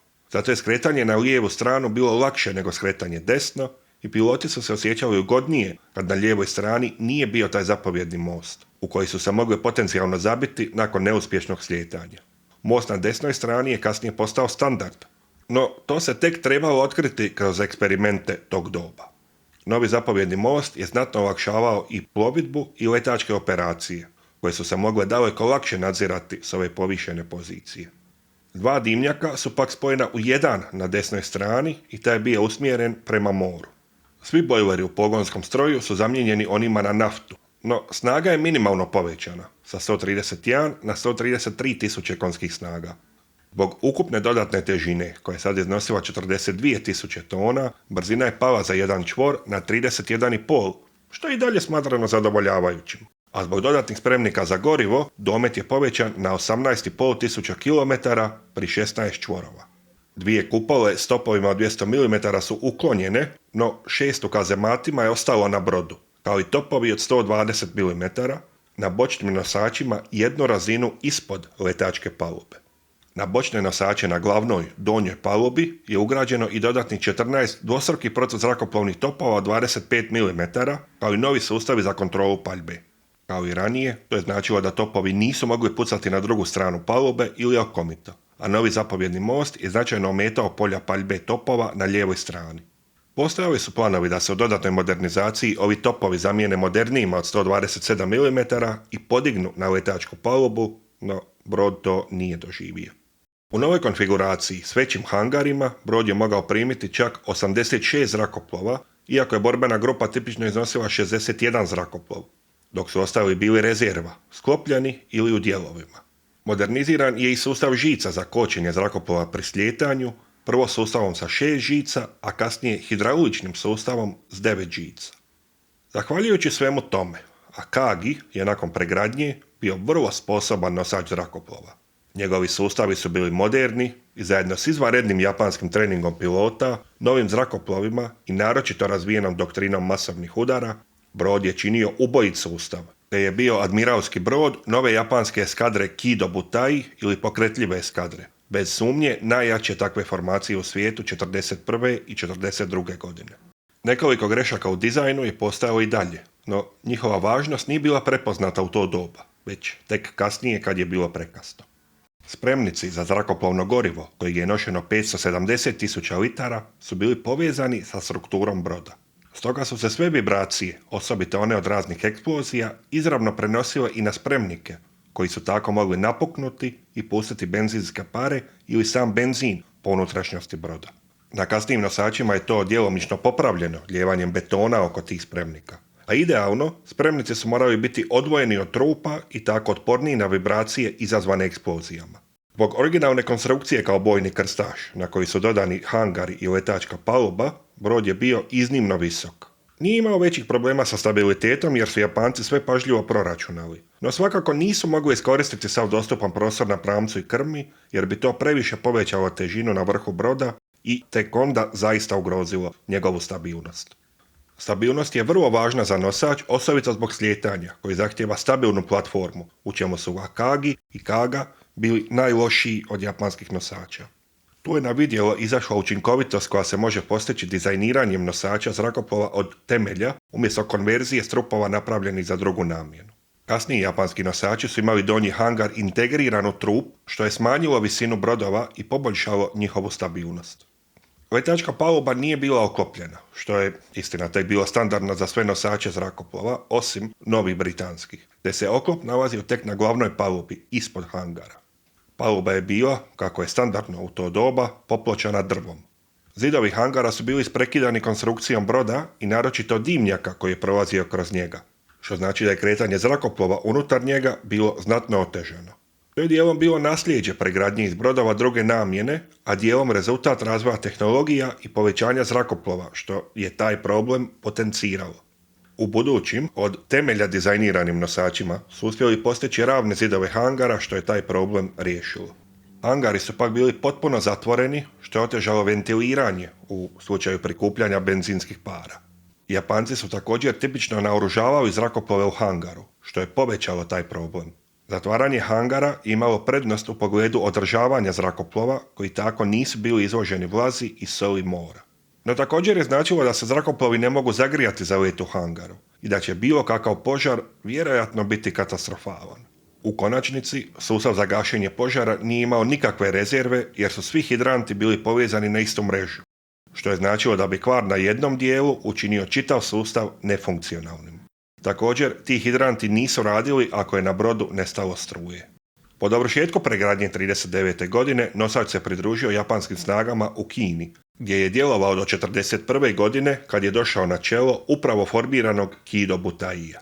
U to doba njegov borbeni komplet su činili lovci Mitsubishi A5M, američkog naziva Claude, jednokrivac i preteča, kasnijeg A6M Zero, te dvokrivci, obrušavajući bombarderi Daiichi D1A Suzy i torpedni, odnosno horizontalni bombarderi Yokosuka B4Y Jean.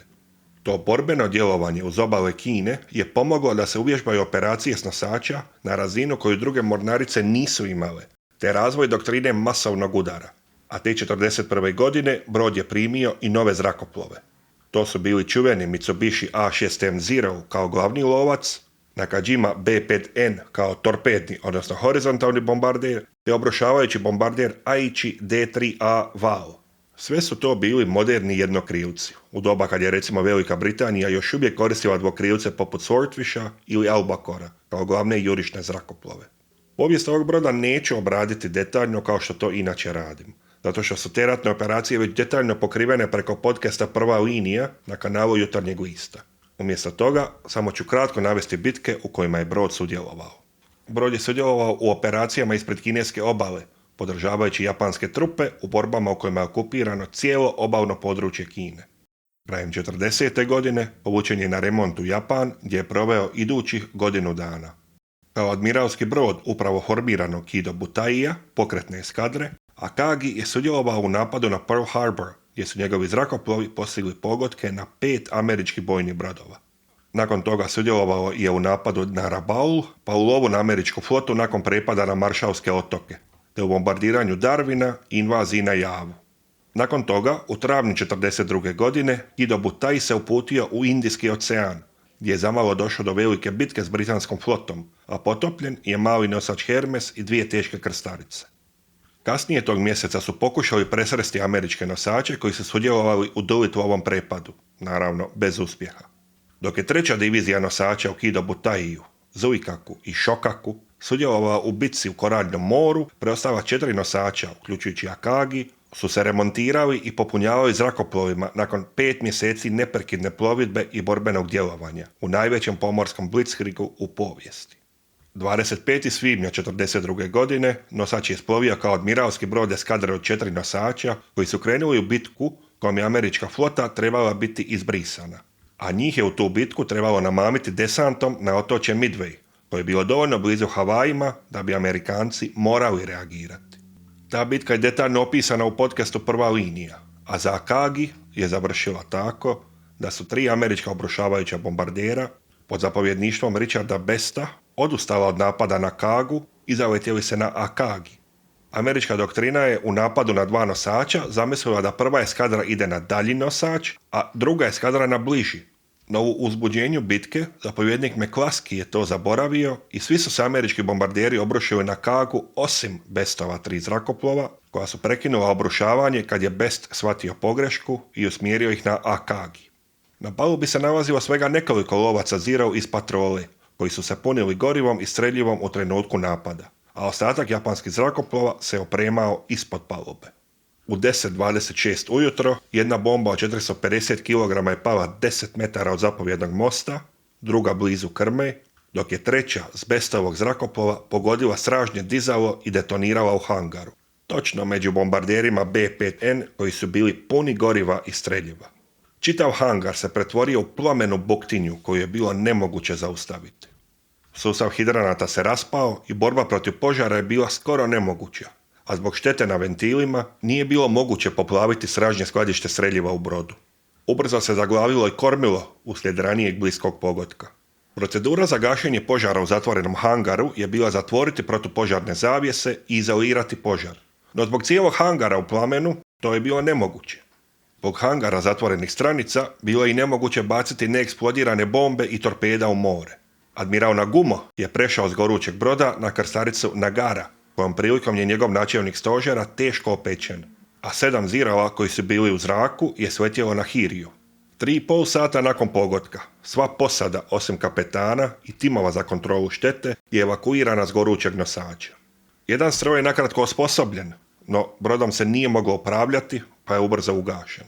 Borba protiv buktinje je bila uzaludna i portret cara je prekrcan na razarač oko 13 sati. Tijekom noći broda je evakuirana i preostala posada i kapetan Aoki, koji se privezao za kormilo i namjeravao potonuti sa svojim brodom. No kapetan Ariga, zapovjednik flotila razarača i nadređeni Aokiju, se ukrcao na gorući brod i zapovjedio kapetanu Aoki da se evakuira. Aoki je tako bio jedini preživjeli kapetan s japanskih nosača potopljenih u bitci kod Midwaya.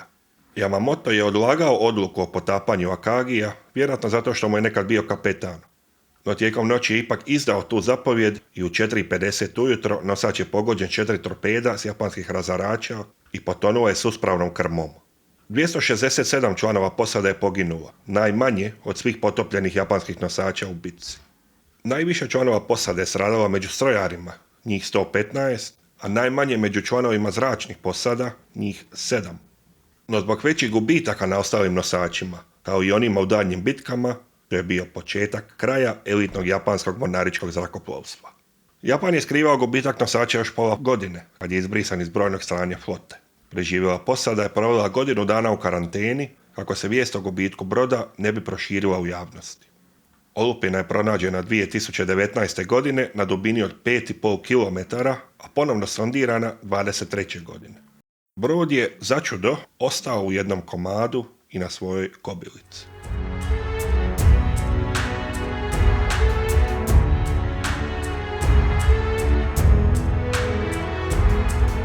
Relativno sličan put kao i Akagi imao je Kaga, nazvan prema provinciji u Japanu. No kako smo rekli, Kaga je silom prilika napravljen na trupu bojnog broda umjesto bojnog krstaša. Trup bojnog broda klase Tosa je bio bitno kraći, sa 247 metara i strojevi su bili slabiji. No sam brod je bio teži zbog više oklopa. Akagijev projekt je uznapredovao u doba kad je Kaga došla na red za konverziju, stoga nije bilo više verzija tog projekta. Već se od samog početka planiralo napraviti brodove što sličnijima, koliko je to oblik trupa dopuštao. Kaga je s konverzijom počela 25. godine i porednuta je 28. godine, godinu dana iza Akagija. Kaga je dovršena s 3 letačke palube, ali gornja je bila kraća od Akagijeve, 171 metar naspram 190 metara. Srednja i donja su bile istih dimenzija. Originalno je također nosio 60 zrakoplova, budući da u veličini i konfiguraciji hangara i dizala nije bilo značajne razlike. Naoružanje je također bilo identično, dok oklop nije. Bočni pojas je stanjen isto kao i kod Akagija na 152 mm, no oklop na glavnoj palubi je stanjen sa 102 na samo 38 mm, vjerojatno zbog stabilnosti broda. Glavna razlika između ta dva broda je bila u pogonskom sustavu. Kagin je osmišljen da proizvede 91.000 konjskih snaga iz 12 bojlera, od kojih je 8 bilo napravljeno za naftu, a 4 su bila kombinirano na ugljen i naftu. Za bojni brod je to bilo dovoljno za brzinu od 26,5 čvorova, a za konfiguraciju nosača zrakoplova 27,5 čvorova. Istisnina je iznosila 33.500 tona u punom opterećenju, a domet 15.000 km pri brzini od 14 čvorova. Dim je izlazio preko 2 dimnjaka, jedan na svakoj strani broda, koji su bili zavijeni prema krmi gdje su otpuštali dim. Za razliku od sustava na Akagiju, koji je bio upotrebljiv, na Akagiji je ovaj eksperiment bio poprilično neuspješan. Dim i toplina su i dalje dolazili na palubu i ometali letačke operacije, dok je toplina tih dimnjaka činila život u brodu nemoguće vrućim za 1400 članova posade, Nadimak mu je navodno bio pečnica za yakitori, japanske pileće ražnjiće. Stoga, u svakom pogledu se radilo o manje uspješnoj konverziji od Akagija, a glavni problemi su bili kraća gornja paluba i naročito brzina. Brzina je ključna za nosač zrakoplova, zato što ona daje dodatan uzgon za zrakoplove na palubi. Nosači pri lansiranju zrakoplova ubrzavaju do maksimuma i okreću se u vjetar kako bi povećali strujanje zraka preko palube. Minimalna potrebna brzina, s obzirom na karakteristike zrakoplova tog doba, je bila 26 čvorova bez vjetra. Kombinirano, brzina kretanja od recimo 26,5 čvorova, što iznosi 50 km na sat, zbrojeno s vjetrom od recimo 30 km na sat, stvara protok zraka od 80 km na sat na palubi. I to prije nego što zrakoplov upali svoje motore i tako dođe do brzine koja mu omogućuje poljetanje s bitno kraće piste nego na kopnu. Danas se zaista koriste i katapulti, ali ta tehnologija je bila u začecima u Drugom svjetskom ratu i nije operativno korištena. Stoga je činjenica da je Kaga bila 5 čvorova sporija od Akagija činila poljetanje s njega bitno težim. Kako je tehnologija i razumijevanje letačkih operacija napredovalo, tako je Kaga dobila prioritet da bude modernizirana.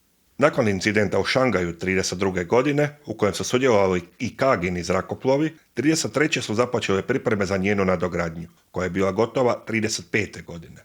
Kao i Akagi, nova Kaga je bila bitno sposobniji brod i puno bliže onome što smatramo standardnim nosačem zrakoplova u Drugom svjetskom ratu. 3 palube su eliminirane i na njihovom mjestu se nalazila samo jedna, duljine 248 metara. 2 hangara su bila duljine 155 i širine 22 metra, što je bilo za 25 metara dulje nego na Akagiju. To je omogućilo da kapacitet zrakoplova bude podignut na 90, što uključuje 18 u rezervi. A ugrađeno je i treće dizalo, te je na desnu stranu broda ugrađen mali zapovjedni most. Kako smo rekli, kao eksperiment je na Akagiju taj most postavljen lijevo. Uz palubu velike promjene su se događale i u strojarnici. Brod je produljen za 10 metara na krmi kako bi se dobio prostor za nadogradnju strojeva.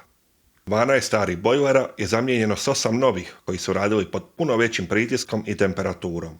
Zajedno s novim turbinama i propelerima, to je povećalo snagu strojeva sa 91 na 127.000 konjskih snaga.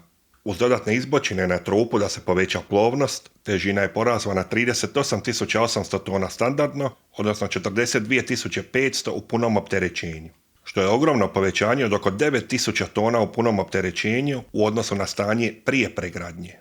To je povećalo gas broda s 8 na 9,5 metara.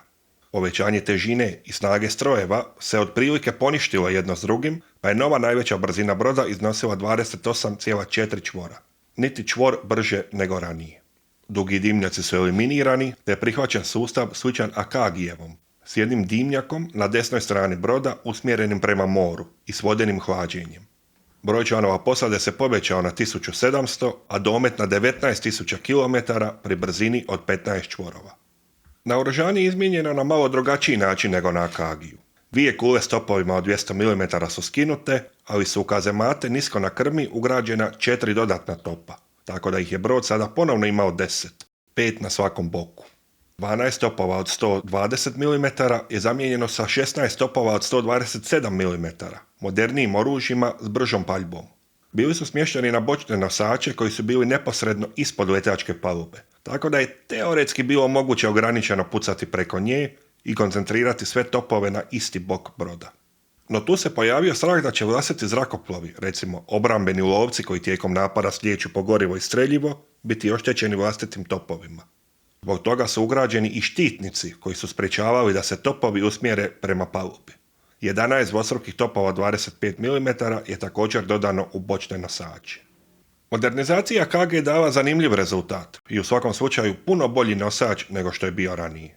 Čak i samo jedan čvor veća brzina je olakšala Kagi da drži priključak s ostalim nosačima, a poboljšanje u njenoj letačkoj palubi i dimnjacima se učinila puno korisnijim brodom. Naoružanje je neobično nadograđeno, s održavanjem istog broja topova od 200 mm u gotovo beskorisnom položaju nisko uz more, te bolji smještaj ostalih manjih topova, za kojih nije jasno zašto nije prenesen na kasnije modernizirani Akagi. Zbog proširenja japanske flote u 30-ima, vjerojatno nije bilo dovoljno topova od 127 mm i za Akagi, kojih je trebao dobiti 1942. godine. No iako je brzina povećana, ona je i dalje bila problematična. Trup bojnog broda, oblikovan za 26,5 čvorova, originalno nije bio optimiziran za iste brzine kao onaj bojnog krstaša. I zato povećanje snage nije uspjelo dati veći rezultat. Brod je sada imao gotovo jednaku snagu strojeva kao Akagi, uz neznatno veću istisninu. No oblik trupa, veći gaz, koji bi bio još veći da nisu ugrađene dodatne izbočine, su ga činili 3 čvora sporijim. Budući da je brzina eskadre bila ograničena na brzinu najsporijeg broda, to je značilo da se Kido Butai kretao brzinom koju je mogla postići Kaga. Svi ostali nedostaci koje sam nabrojao kod Akagija, poput integriranih spremnika za zrakoplovno gorivo, vrijede i za Kagu. Što se tiče operativne povijesti, ona ima dosta sličnosti sa Akagijem. Budući da je ranije dovršio svoju modernizaciju, Kaga je dulje sudjelovao u operacijama u drugom kinesko-japanskom ratu tijekom 37. i 38. godine, kad je Akagi još bio na prepravkama u brodogradilištu. 1941. su zaplovili zajedno u Kido Butaiju i napali Pearl Harbor, gdje su Kagini zrakoplovi postigli pogodke na 6 američkih bojnih brodova. Nakon napada na Rabaul, Kaga je udario u greben kod Palaua pri isplovljavanju u lov na američke nosače koji su napali Maršalske otoke. Nakon privremenih popravaka sudjelovao je u napadu na Darwin i Javu, no propustio je prepad u Indijskom oceanu zbog trajnog remonta. Njegovi zrakoplovi su poletjeli s kopna u pokušaju da uhvate američke nosače nakon Doolittleovog prepada, no bez uspjeha. No bio je spreman za bitku kod Midwaya, pri čemu je nosio 27 lovaca Mitsubishi A6M Zero, 20 obrušavajućih bombardera Aichi D3A Val i 27 torpednih bombardera Nakajima B5N.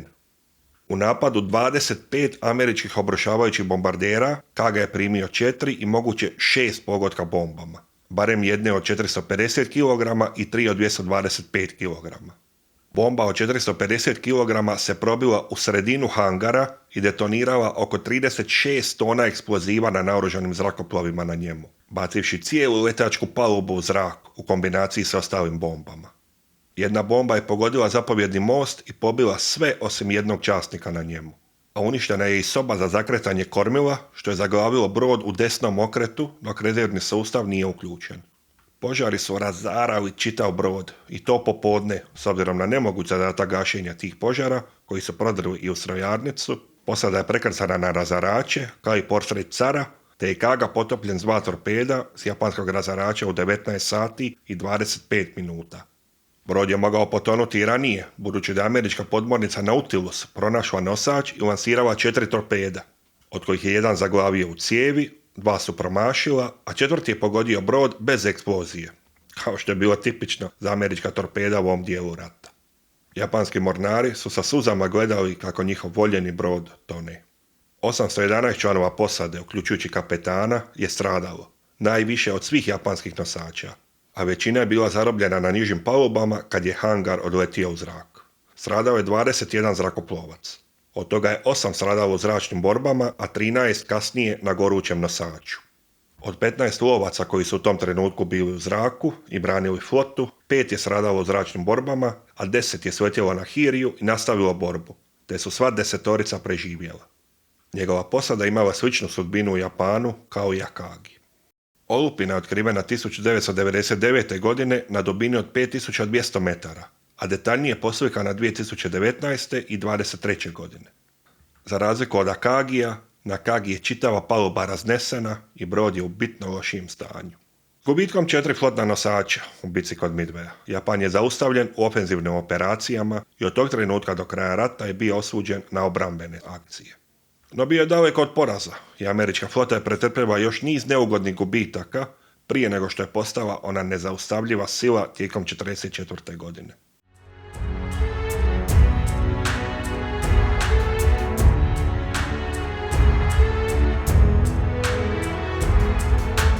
Pomorski sporazum iz Londona 1930. godine je ograničio Japan na 80.000 tona dopuštenih u kategoriji nosača zrakoplova. Nosači koji su u tom trenutku imali su Akagi, Kaga i manji Hosho i Ryujo. Zahvaljujući eksperimentalnom statusu Hosha, on se nije računao u ukupnu tonažu koja je već iznosila 68.500 tona. Japan je htio proširiti flotu s 2 dodatna velika flotna nosača.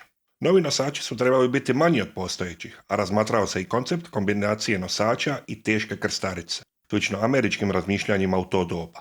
Tako je razmatran dizajn G6 s topovima od 203 mm na pramcu i letačkom palubom od 70 zrakoplova iza. Od dizajna se odustalo kad su i Amerikanci shvatili da je to promašen koncept. No taj dizajn je razvijen u G8 s palubom koja je bila dulja od broda. Brod je nosio i topove od 155 mm za površinske mete, dakle naoružanje jedne lake krstarice. Na 34. i 35. godine se dogodilo nekoliko važnih događaja za razvoj japanske mornarice. Prvi je bio incident s torpiljarkom Tomozuru, koja se 1934. prevrnula u Oluji. Iako je u prevrnutom stanju odvučena u luku i vraćena u službu, 100 članova posade poginulo. Taj incident je izazvao prvi val ispitivanja stabiliteta postojećih brodova. Iduće godine, četvrta flota je tijekom vježbi ušla u tajfun koji je nanio ogromnu štetu. 2 razarača su izgubila pramac u Oluji, trupovi 2 krstarice Mogami i Miyoko su razvili pukotine zbog naprezanja, a nosači Hosho i Ryujo su imali oštećene palube, uključujući poplavljeni hangar na Ryuju. Uz štetu na ostalim brodovima, 54 mornara su poginula, uglavnom otplavljena u more. Ti incidenti su otkrili da u svom nastojanju da stave maksimalnu paljbenu moć na svoje brodove, Japanci pretjerali i ugrozili stabilitet i plovnost svojih ratnih brodova. Postojeći brodovi su vraćeni u brodogradilišta na ojačanja trupa, gdje je moguće stavljen je dodatni balast da se poveća stabilnost, a novi brodovi su dizajnirani s boljim balansom sigurnosti i naoružanja, naročito ono smješteno visoko na trup. Električno varenje, koje je značajno smanjivalo težinu konstrukcije, je na određeno vrijeme izbačeno iz upotrebe, jer su pukotine nastale uglavnom na mjestima gdje je korišteno. Sve to je uzrokovalo pauzu u gradnji novih brodova dok se dizajni ne prilagode. Također, krajem 1934. godine Japan je izašao iz sustava pomorskih sporazuma. Do tada je prevladavala frakcija koja je smatrala da su pomorski sporazumi korisni, jer više ograničavaju protivnike Japana nego sam Japan, što je bilo ispravno stajalište, primjerice admirala Yamamota. On je znao koliki je industrijski potencijal SAD-a i da ograničenja u gradnji puno više ograničavaju SAD nego industrijski bitno manji Japan. No postepeno su prevladale frakcije koje nisu prihvaćale nikakva ograničenja prema Japanu. I na samom kraju 1934. godine Japan je formalno napustio sustav pomorskih sporazuma, koji je imao određen učinak do 1937. godine kad su ograničenja zbog japanskog i talijanskog izlaska smanjena, a početkom Drugog svjetskog rata 1939. godine sporazumi su prestali postojati. To je Japanu omogućilo da planira agresivniji, takozvani drugi krug, odnosno plan proširenja flote i da bude ambiciozniji s trećim i daljnjim planovima. Sve to je omogućilo da se krajem 1934. godine položi brod po dizajnu G9, koji je Soryu kojeg poznajemo danas, a idući dizajn G10 je postao Hiryu. Iz dizajna su nestali topovi, za koje se shvatilo da su beskorisni s obzirom na domet i moć novih zrakoplova. Ova 2 broda su načelno vrlo slična, no Japan ih smatra posebnim klasama, zato što su izgrađeni po posebnom broju projekta. Ime Soryu znači plavi zmaj, a Hiryu leteći zmaj. U japanskoj nomenklaturi bojni brodovi i krstaši su dobivali ime po provincijama Japana, veće krstarice po planinama, manje po rijekama, a nosači su dobivali posebna imena, obično po mitskim stvorenjima iz japanskog folklora. Pogledajmo prvo koje su karakteristike Soryua prije nego što prijeđemo na razlike koje je uveo dizajn Hiryua. Izgradnja Soryua je započela 20.11.1934. godine. Porinut je godinu i mjesec dana kasnije, a u službu je primljen krajem 1937. godine. Originalno podrijetlo kao kombinacija krstarice i nosača se vidi u dizajnu trupa, koji puno više podsjeća na trup krstarice nego na onaj bojnog broda ili krstaša. Dug i uzak, ovaj trup je napravljen za brzinu. Duljine 227 metara i širine samo 21 metar. Ovaj trup je imao omjer širine i duljine od 10:1. Istisnina je 16.200 tona standardno, odnosno 19.100 tona u punom opterećenju. Te karakteristike smještaju Soryu u posebnu kategoriju srednjih nosača, koji su očito veći od lakih nosača poput Hosha, istisnine malo preko 10.000 tona, ali ispod flotnih nosača tog i kasnijeg doba poput Ark Royala ili Yorktowna, koji su istiskivali 25 ili više tisuća tona. U odnosu na postojeće Lexingtone ili Akagi i Kagu, Soryu je bio doslovno dvostruko lakši. No usprkos tom hendikepu, u smislu performansi kao nosači zrakoplova su bili gotovo na razini težih jedinica. To je postignuto dizajnom koji je od kobilice naviše optimizirao brod za ulogu nosača, što mu je omogućilo da nosi gotovo jednak broj zrakoplova kao i veće jedinice. Dizajniran je za 63 borbeno spremna zrakoplova uz 9 u rezervi. Oni su poljetali s piste duljine 216 metara i širine 26 metara, koja je visila preko stranica broda na obje strane, a zaustavljali su se pomoću modernog japanskog sustava s 9 žica. Postojala su dva hangara. Gornji je bio duljine 171 metar i širine 18 metara, dok je donji bio dug 142 metra i iste širine. Dakle, bili su veći od onih na Akagiju, iako je on imao i treći servisni u dubini broda.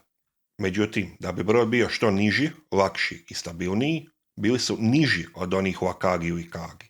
U tim brodovima visina hangara je bila 5 metara, a gornji na Soriju je bio visok 4,6 metara, a donji 4,3. To je značilo da je smanjena mogućnost da se rezervni zrakoplovi objese na vrh hangara, a i torpedni zrakoplovi Nakajima B5N nisu mogli raširiti niti sklopiti svoja krila u hangaru. Taj posao se morao obaviti na obično zakrčenoj palubi, što je usporavalo zračne operacije. Na brod su ugrađena 3 dizala, na početku, sredini i na kraju letačke palube, što je omogućavalo brz i učinkovit promet između palube i hangara. Brod je nosio 570.000 litara goriva za zrakoplove, jednako kao i veći Akagi i Kaga. U originalnom nacrtu je imao rampu za ukrcavanje zrakoplova na krmi, no ona je u gradnji odbačena kao mogući rizik u oluji i zrakoplovi su ukrcavani preko kranova. Visina palube od mora je bila oko 13 metara.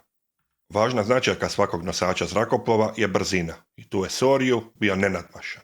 8 bojlera, identični kao na klasi krstarica Mogami, je pogonilo 4 turbine i 4 propelera snagom od čak 152.000 konjskih snaga, što je bilo dovoljno za 34,5 čvora. Namjera Japanaca je bila da svi njihovi novi nosači budu mogli doseći tu brzinu. To je bilo moguće zahvaljujući ugradnji novih strojeva visokog pritiska, od 22 kg po kvadratnom centimetru i temperature 300 stupnjeva. Domet je bio 14.500 km pri brzini od 18 čvorova, a dimnjaci su bili udruženi i nalazili su se na desnoj strani trupa, usmjereni prema moru.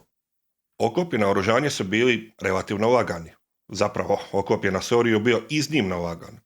Oklopni pojas je bio debljine samo 41 mm, a glavna paluba 25 mm preko strojeva, odnosno 55 mm preko skladišta streljiva. Ovako lagan oklop je jedan od razloga male tonaže za ovakav kapacitet nosača. Primjerice, američki nosač Wasp je bio slično ili bolje oklopljen, a Amerikanci su ga smatrali neprikladnim za službu na prvoj liniji. Što se tiče naoružanja, 12 protuzrakoplovnih topova od 127 mm je bilo smješteno u 6 dvostrukih kupova na bočnim nosačima i jednu palubu ispod letačke, s ograničenim mogućnostima pucanja preko palube, slično kao Kaga. Na bočnim nosačima, ali pola palube iznad, je smješteno i 14 dvostrukih ležišta za topove od 25 mm. Na svakom boku su se nalazili i daljinomjeri i ostala oprema za ciljanje tim topovima. Ugrađen je i zapovjedni most na desnoj strani broda. On je u praksi često bio dodatno zaštićen madracima ili užadi. Da, madracima, a ne vrećama pijeska kao što izgleda.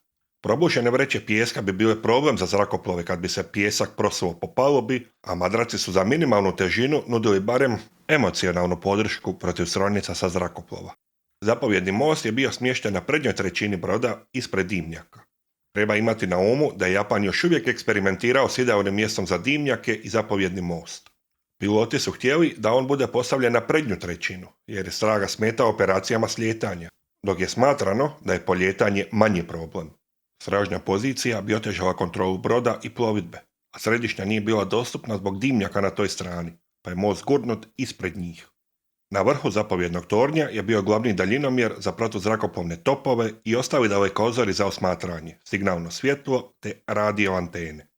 Zanimljivo, zbog malene veličine mosta, glavni daljinomjer je u kasnijim nosačima koji su nosili ovaj model zapovjednog mosta spušten bočno, kako bi se stvorio prostor za instalaciju radara, što je postalo prioritet nakon bitke kod Midwaya.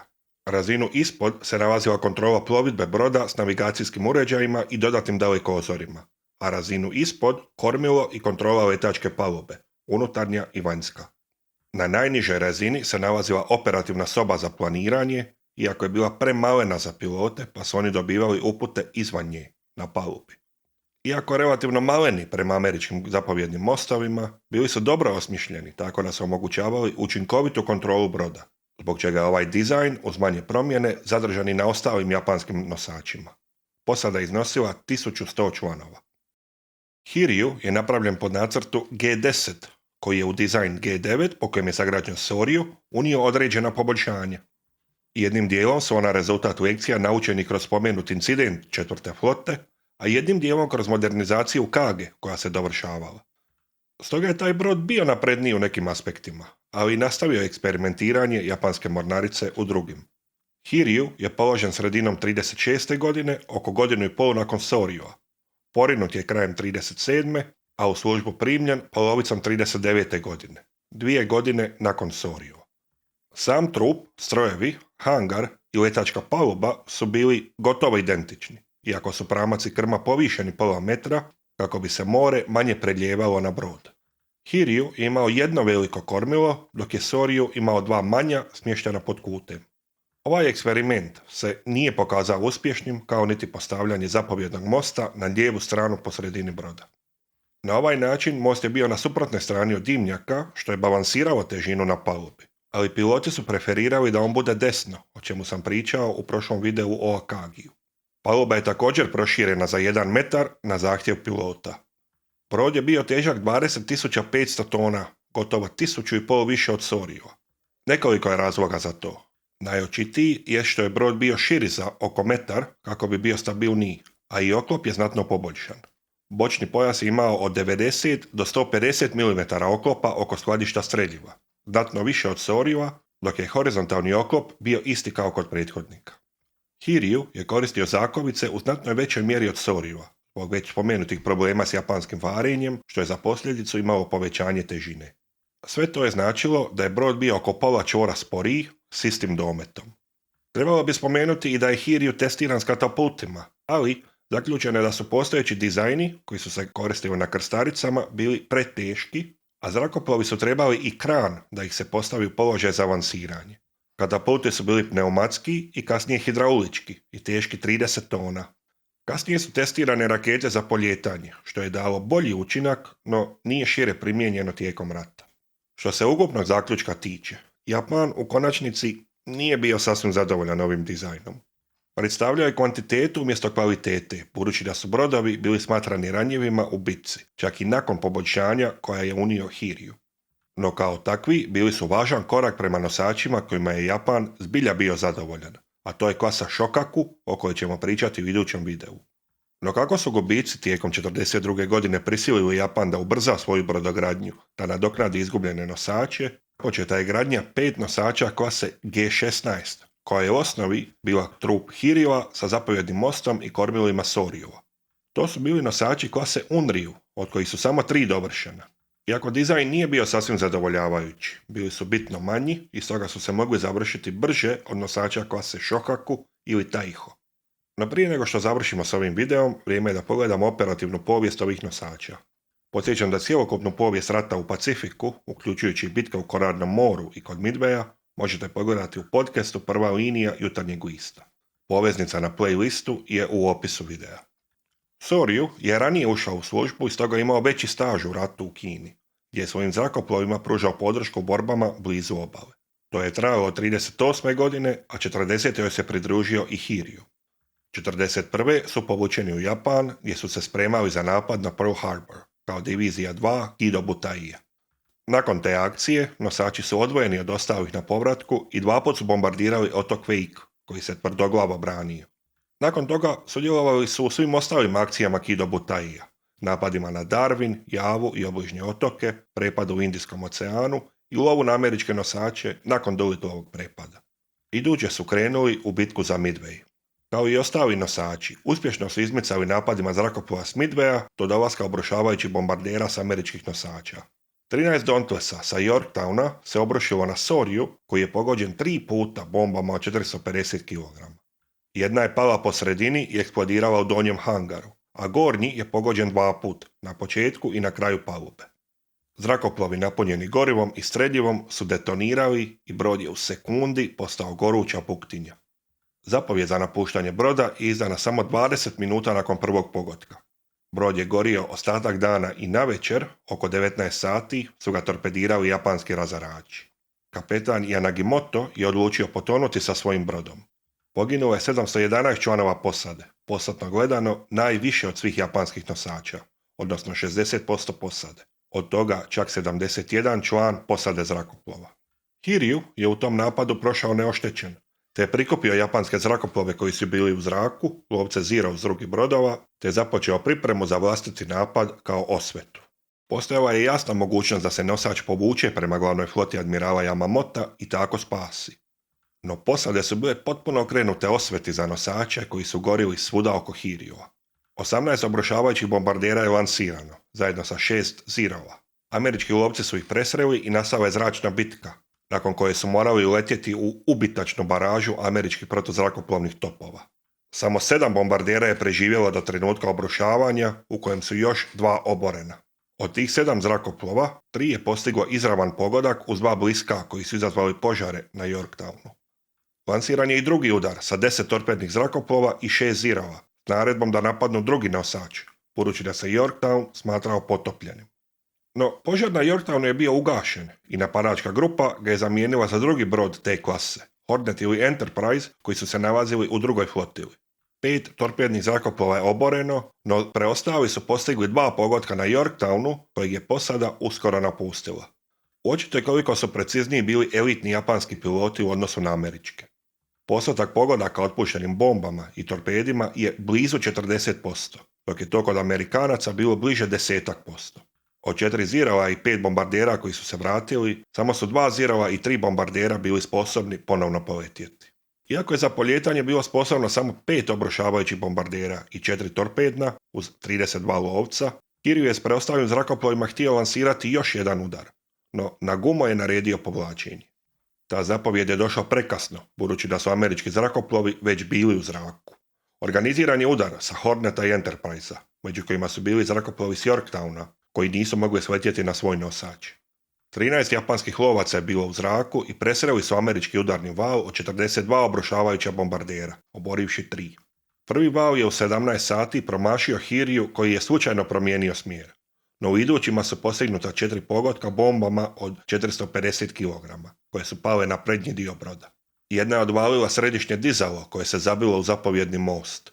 Vatre su izbile u hangaru i nije bilo moguće ugasiti, iako pogon nije bio oštećen. Oko 21 sat pogon je zaustavljen, a oko ponoći golema eksplozija je raznijela dobar dio broda.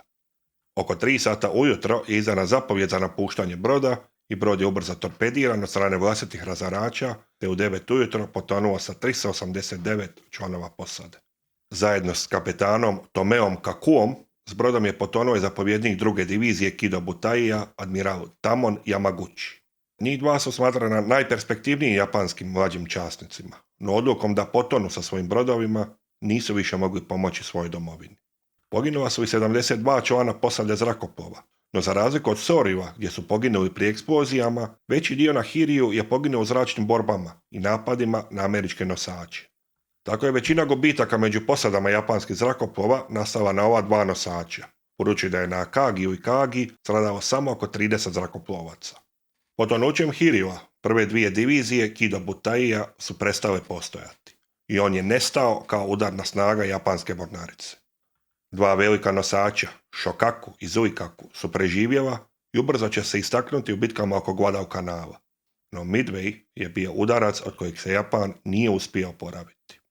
Nosači Soryu i Hiryu su bili zanimljiv eksperiment japanske mornarice. Gledajući njihovu ratnu povijest, teško je reći da su bili neuspješni. Iako su ih Japanci smatrali takvima, poruči da nisu sasvim udovoljili njihove zahtjeve. Te želje su realizirane tek u idućoj klasi, koju ćemo obraditi u idućem videu. No u kombinaciji s vrhunskim japanskim treningom i doktrinom bili su iznimno opasan protivnik bilo kojem drugom nosaču. Njihova defenzivna slabost je na kraju postala i njihov grob, budući da nisu mogli primiti udarac jednako kao što su ga mogli zadati. Ovo je možda dobar trenutak za spomenuti nosače klase Unryu, od kojih su 3 dovršena, a još 2 napola izgrađena tijekom Drugog svjetskog rata. Kao osnova je korišten dizajn Hiryua, pa se u dokumentima tog doba ponekad zovu Kai Hiryu ili poboljšani Hiryu. Dizajn je bio vrlo sličan, no zapovjedni most je bio na desnoj strani poput Sorryua i ugrađena su veća dizala. Planirano je da ih se izgradi ukupno 15. Da se ubrza gradnja, korišteni su strojevi s drugih brodova, krstarica, čija je gradnja zaustavljena i materijali prenamijenjeni za ove nosače.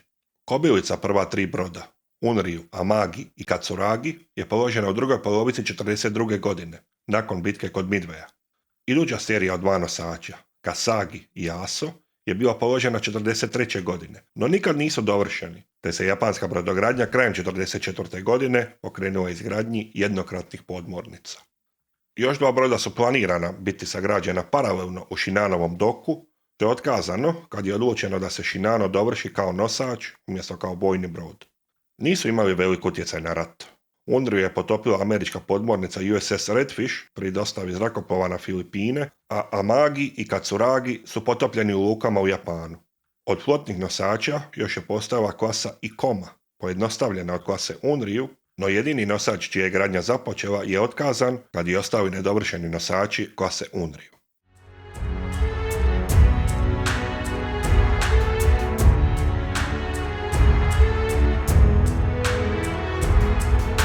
U 1937. godine u Japanu je pripremljen treći plan za proširenje flote, koji je podrazumijevao izgradnju dva daljnja flotna nosača. Bez ograničenja pomorskih sporazuma i s iskustvom stečenim pregradnjom Akagija i Kage, te gradnjom Sorjua i Hirjua, kao i prvim borbenim iskustvom iz rata u Kini, japanska mornarica je konačno mogla sagraditi brod kakav je oduvijek htjela.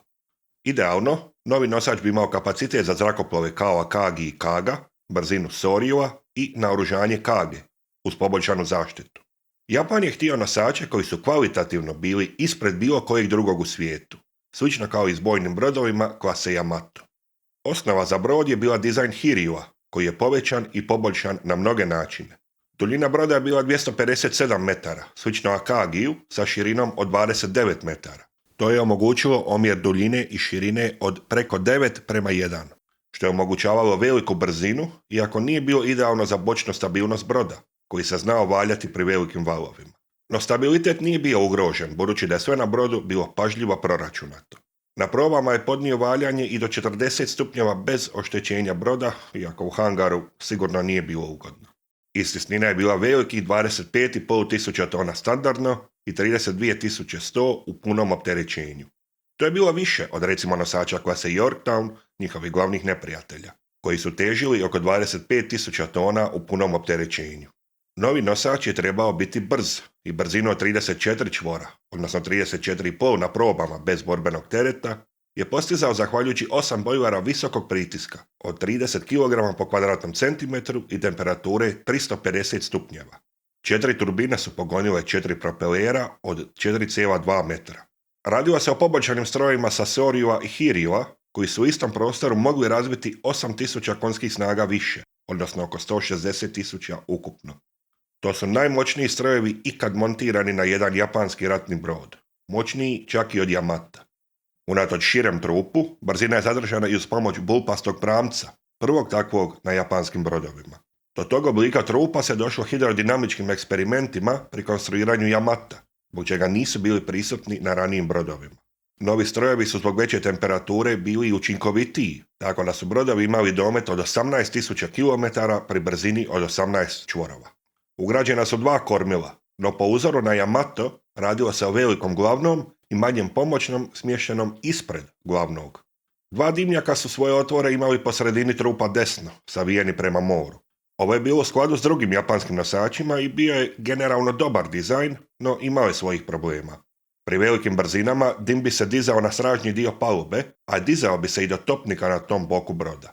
Zato je ugrađen sustav za zalijevanje ispuha vodom, koji je bio učinkovit u održavanju palube bez utjecaja dima, ali je dim pretvarao u paru, tako da je biti topnik iza dimnjaka na Shokaku vjerojatno bila neka kaznena pozicija, jer je život tamo bio zbilja užasan.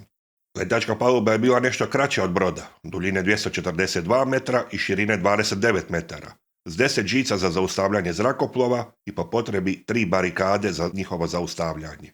Zapovjedni most je bio smješten desno na prednjoj trećini broda. Ovo je, nakon svih eksperimenata na prethodnim brodovima, utvrđeno kao najbolje rješenje. Shokaku je započeo izgradnju s mostom, smještenim po sredini lijevo, kao na Akagiju i Hirju. No testovi u praksi su otkrili da središnji smještaj stvara neželjene turbulencije pri poljetanju i slijetanju i da piloti preferiraju most smješten desno, zbog prirodne tendencije zrakoplova s elisama da se lakše okreću na lijevu stranu. Zbog toga je dizajn izmijenjen tijekom gradnje i potpornji za most lijevo su ostali unutar šokakua, što je vjerojatno razlog zašto je mogao nositi jedan zrakoplov manje od sestrinskog Zuikakua. Da bi se kompenzirala ta promjena ležišta na desnu stranu, na lijevu stranu broda ugrađeno 100 tona balasta. Izvana nije bilo nikakve razlike između dva sestrinska broda, osim različite pozicije brodskog zvona, koje je gotovo nemoguće vidjeti na fotografijama. Zračne posade su ih razlikovale po natpisu ši ili šu na krmi, jer drugi način nije postojao. Gornji hangar je bio duljine 200 metara i širine 18 do 24 metra, visine 4,85 metara. Donji hangar je bio dug 180 metara i širine 17,5 do 20 metara. Površinom su to bili najveći hangari dosad na japanskim nosačima. To je omogućilo smještaj ukupno 84 zrakoplova, od kojih su 72 bila borbeno spremna, a 12 je bilo u rezervi. Za razliku od Kage i Akagija, ti rezervni zrakoplovi su bili gotovo spremni za upotrebu i nisu nošeni u dijelovima koje je tek trebalo sklopiti. Originalno je nošeno 18 lovaca, 27 obrušavajućih i 27 torpednih zrakoplova. No nakon iskustva prvih bitaka smanjen je broj torpednih zrakoplova, a povećan broj lovaca. Hangari su se mogli pregraditi s protupožarnim pregradama i stranice hangara su imale otvore koji bi se odčepili u slučaju eksplozije u hangaru i kroz koje se mogao smjeriti pritisak eksplozije bočno umjesto gore prema palubi. No u praksi to nije bilo uspješno i paluba i dalje bila znatno oštećena pri pogodcima.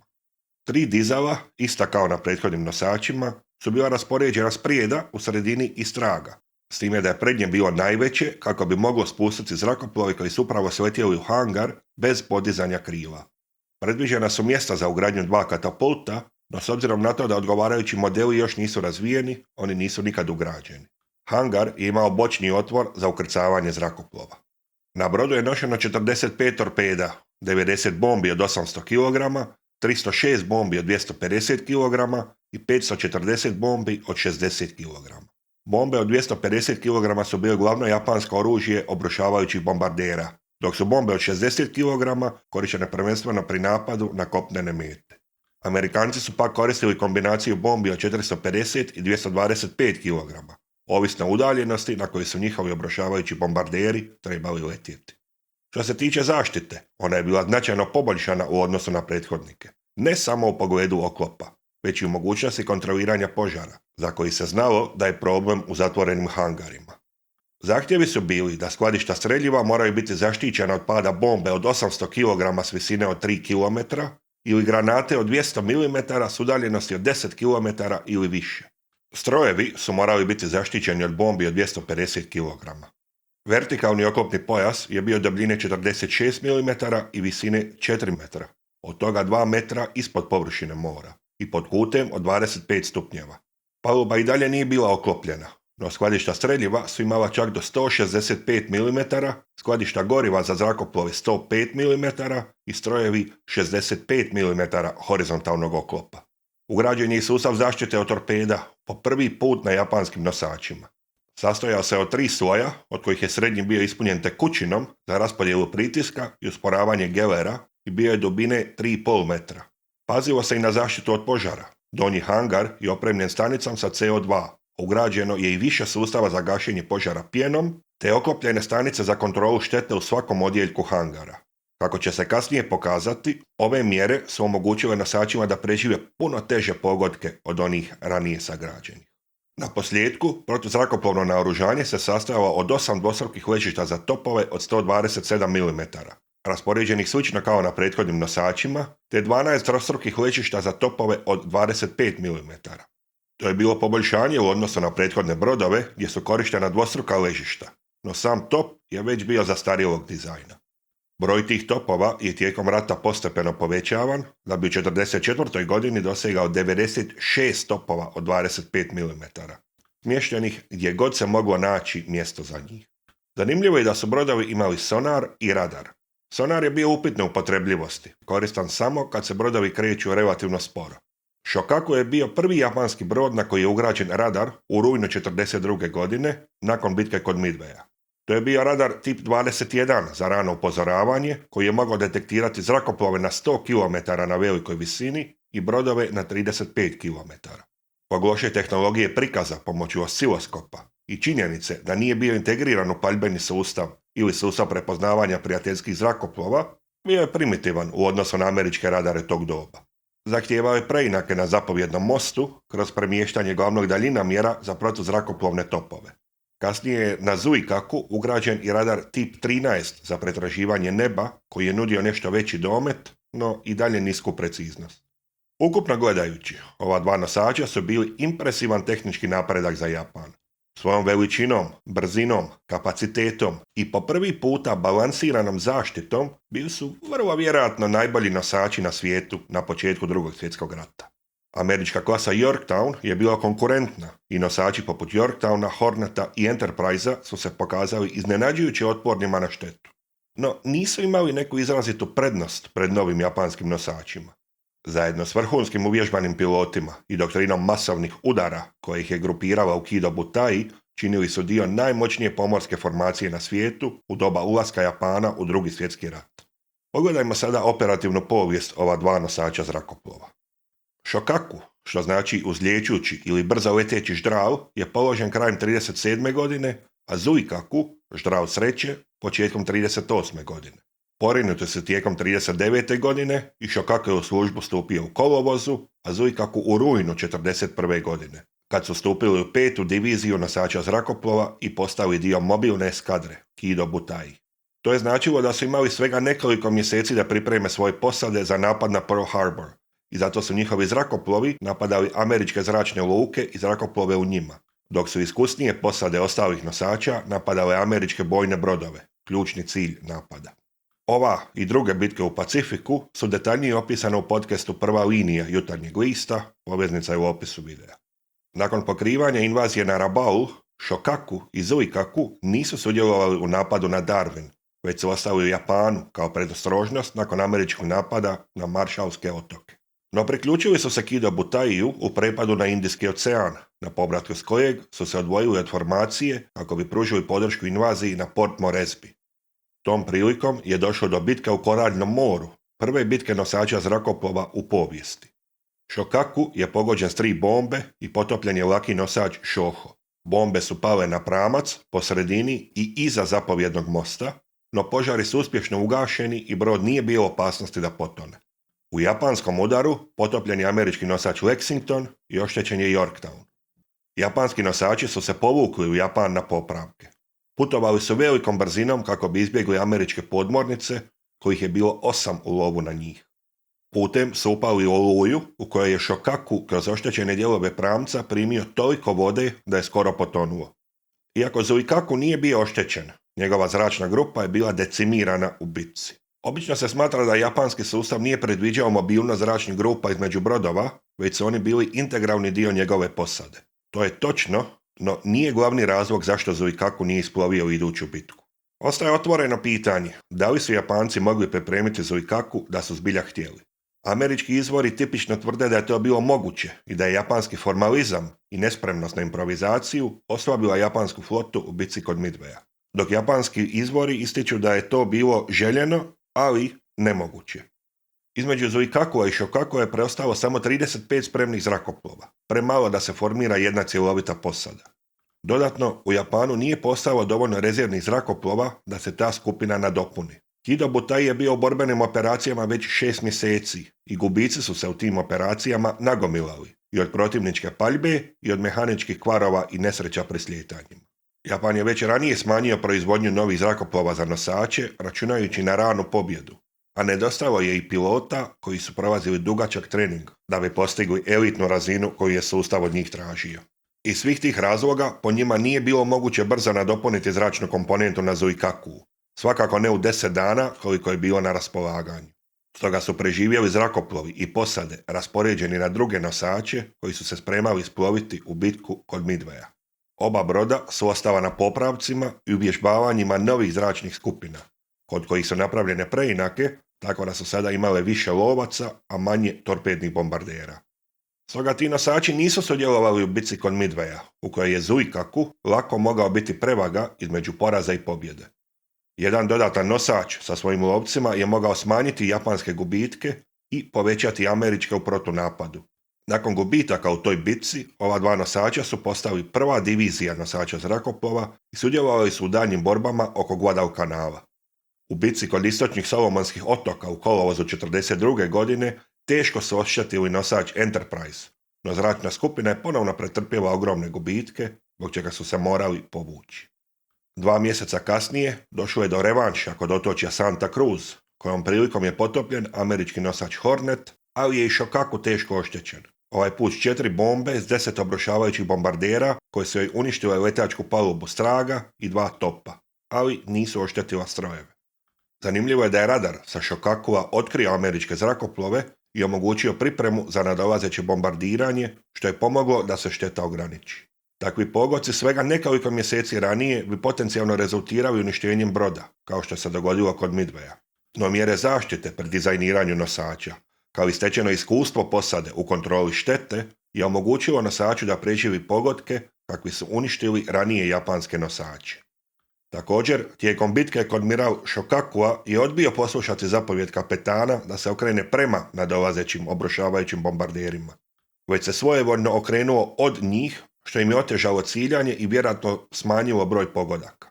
Kapetan je nakon bitke priznao da je kormilar bio u pravu. Ovo je bila već druga bitka u kojoj je Shokaku bio napadnut i teško oštećen, dok je Zuikaku bio skriven u kišnim oblacima, što ga je sakrilo pred napadačima.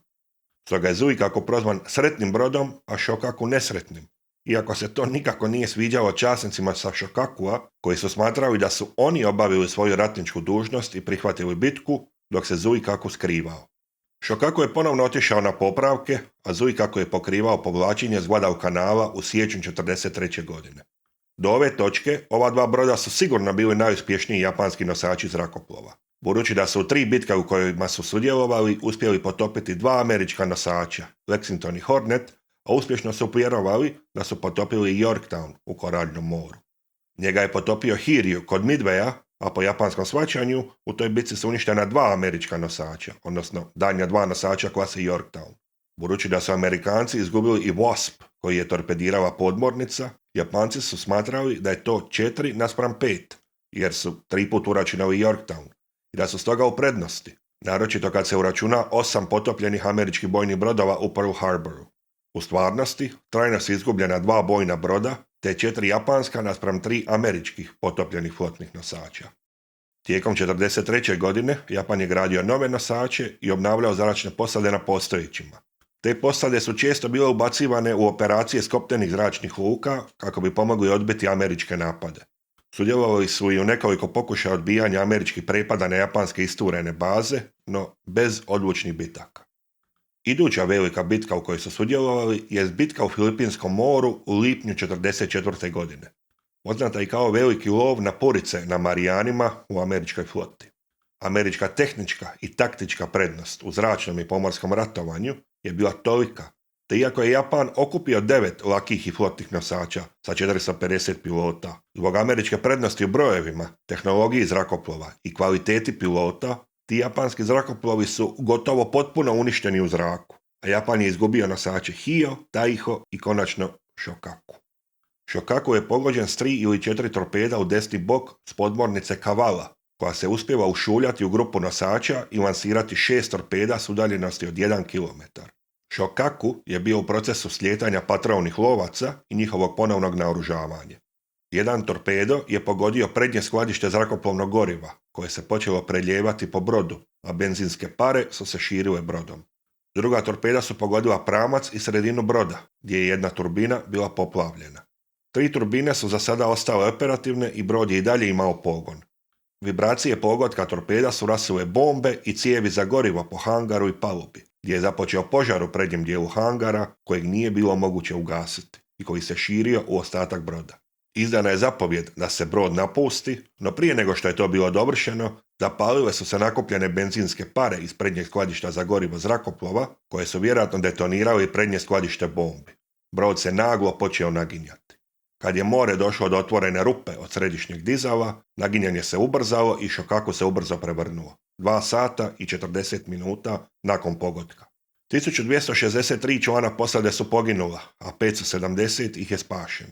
Zuikaku je u istoj bitci pogođen jednom bombom koja je izazvala požar u hangaru, no on je ubrzo ugašen, te su se preostali japanski nosači povukli. Lekcija iz ove bitke je bila da su spremnici za gorivo za zrakoplove nedovoljno zaštićeni. To je igralo važnu ulogu u potapanju Shokakua i osobito Taiha. Stoga je Zuikaku nadograđen da bi se lakše nosio s pogocima blizu tih spremnika.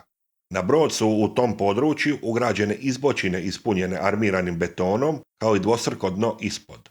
Sami spremnici su također okruženi slojem od 1 metra betona.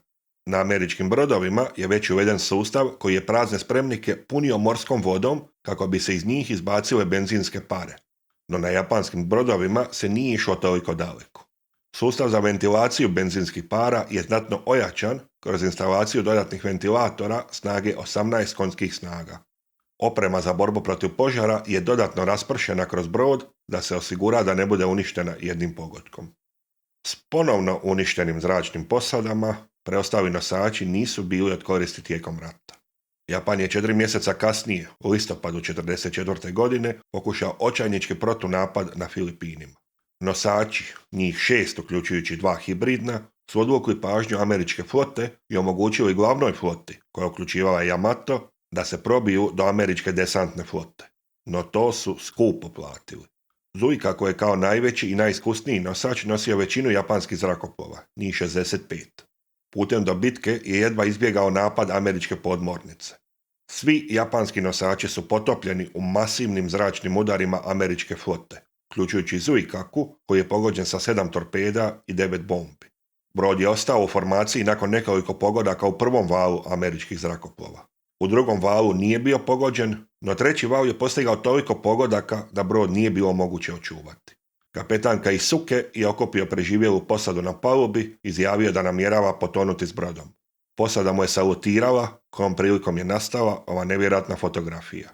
Posljednji put se poviknuo banzai, zastava se spušta, kao i portret cara, i posada je napustila tonući brod.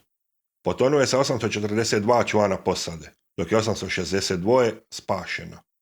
Potapanjem Zuikakua je potopljen zadnji japanski napadač na Pearl Harbor, što je za Amerikance imalo veliku simboličnu vrijednost, te zadnji nosač Kido Butaija, koji je u svoje vrijeme bio najmoćnija pomorska formacija na svijetu.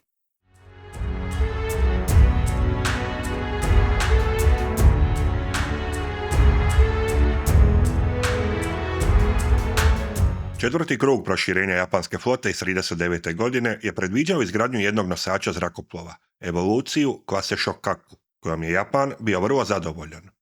Kako onda poboljšati već odličan dizajn? Iako su nosači klase Shokaku bili već vrlo dobro balansirani što se tiče kapaciteta za zrakoplove i vlastite zaštite, ogromna ravna paluba je i dalje bila ranjiva točka.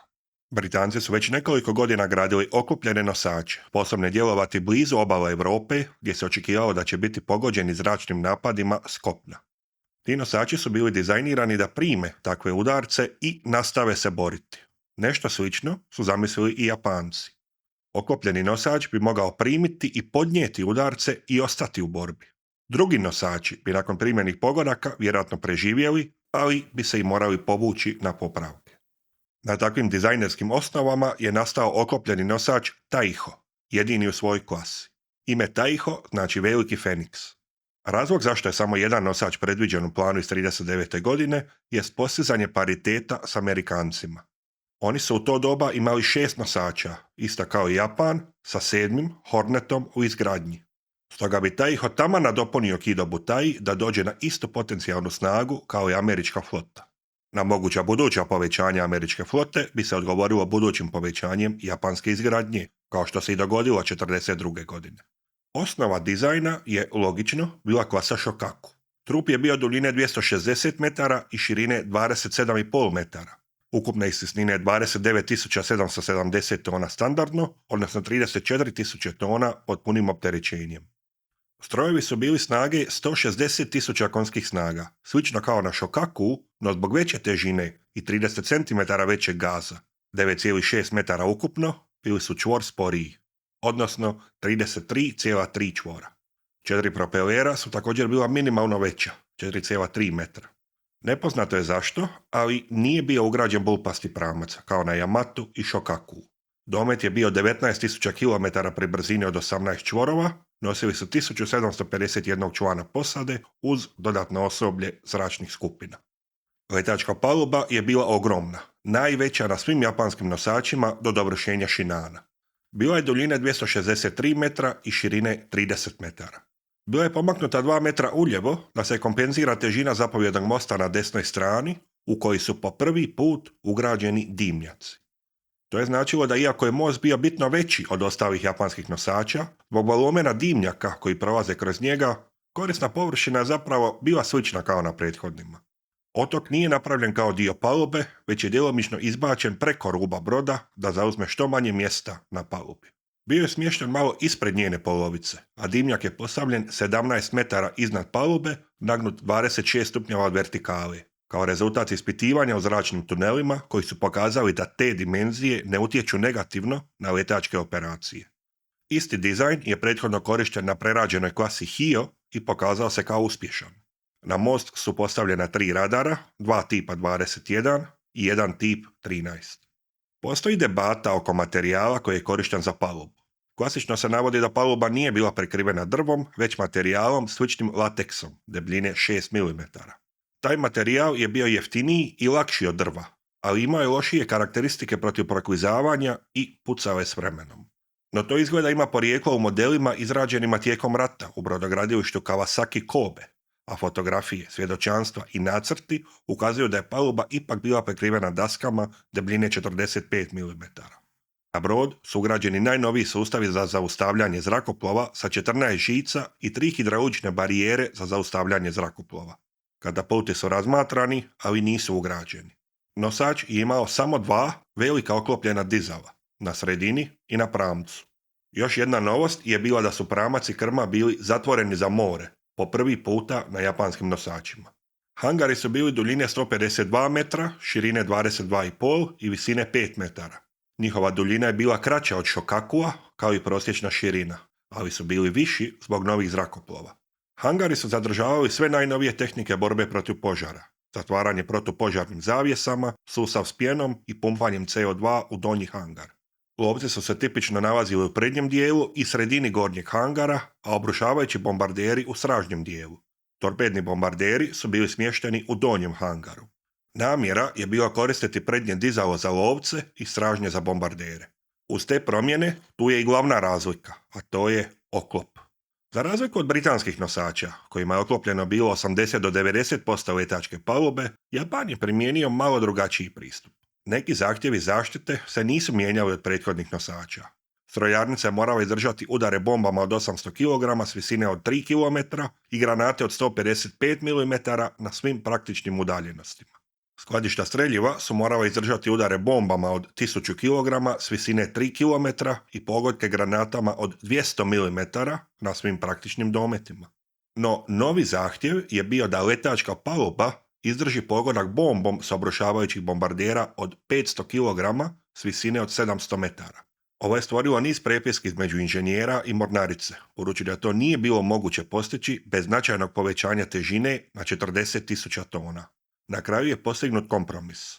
50% palube, oko 150 sa 20 metara po sredini broda, je oklopljeno sa 75 do 80 mm oklopa, povrh konstrukcijskog čelika od 25 mm.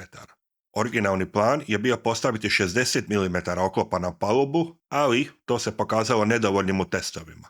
Britanski dizajneri su došli do istog zaključka, te je oklopljena paluba njihovih nosača bila debljine 76 mm. Paluba između 2 hangara nije bila oklopljena, no donja je imala 32 mm oklopa. Bočne stranice su imale od 40 do 152 mm oklopa, a zaštita spremišta za gorivo za zrakoplove je bila manje oklopljena od spremišta streljiva. Zaštita od torpeda je bila poboljšana u odnosu na onu na Shokaku i bila je dubine do 5 metara, otporna na detonaciju 300 kg TNT-a. Sve to je činilo brod znatno težim i da se ne izgubi previše brzine, određeni kompromisi su morali biti napravljeni. U odnosu na Shokaku, brod je imao jednu palubu manje ispod hangara kako bi se težina održala u predviđenom opsegu. To je pak uzrokovalo niži položaj letačke palube, koja je bila svega 12 metara od razine mora, 1,5 m niže od Šokakua. Zato je bilo nužno obložiti pramac po uzoru na britanske nosače, koji je postao takozvani uraganski pramac, da paluba ne zaore u more i iskrivi se. A dodatni prostor koji se tako dobio je iskorišten za smještaj posade, da se nadoknadi gubitak prostora uslijed gubitka jedne palube.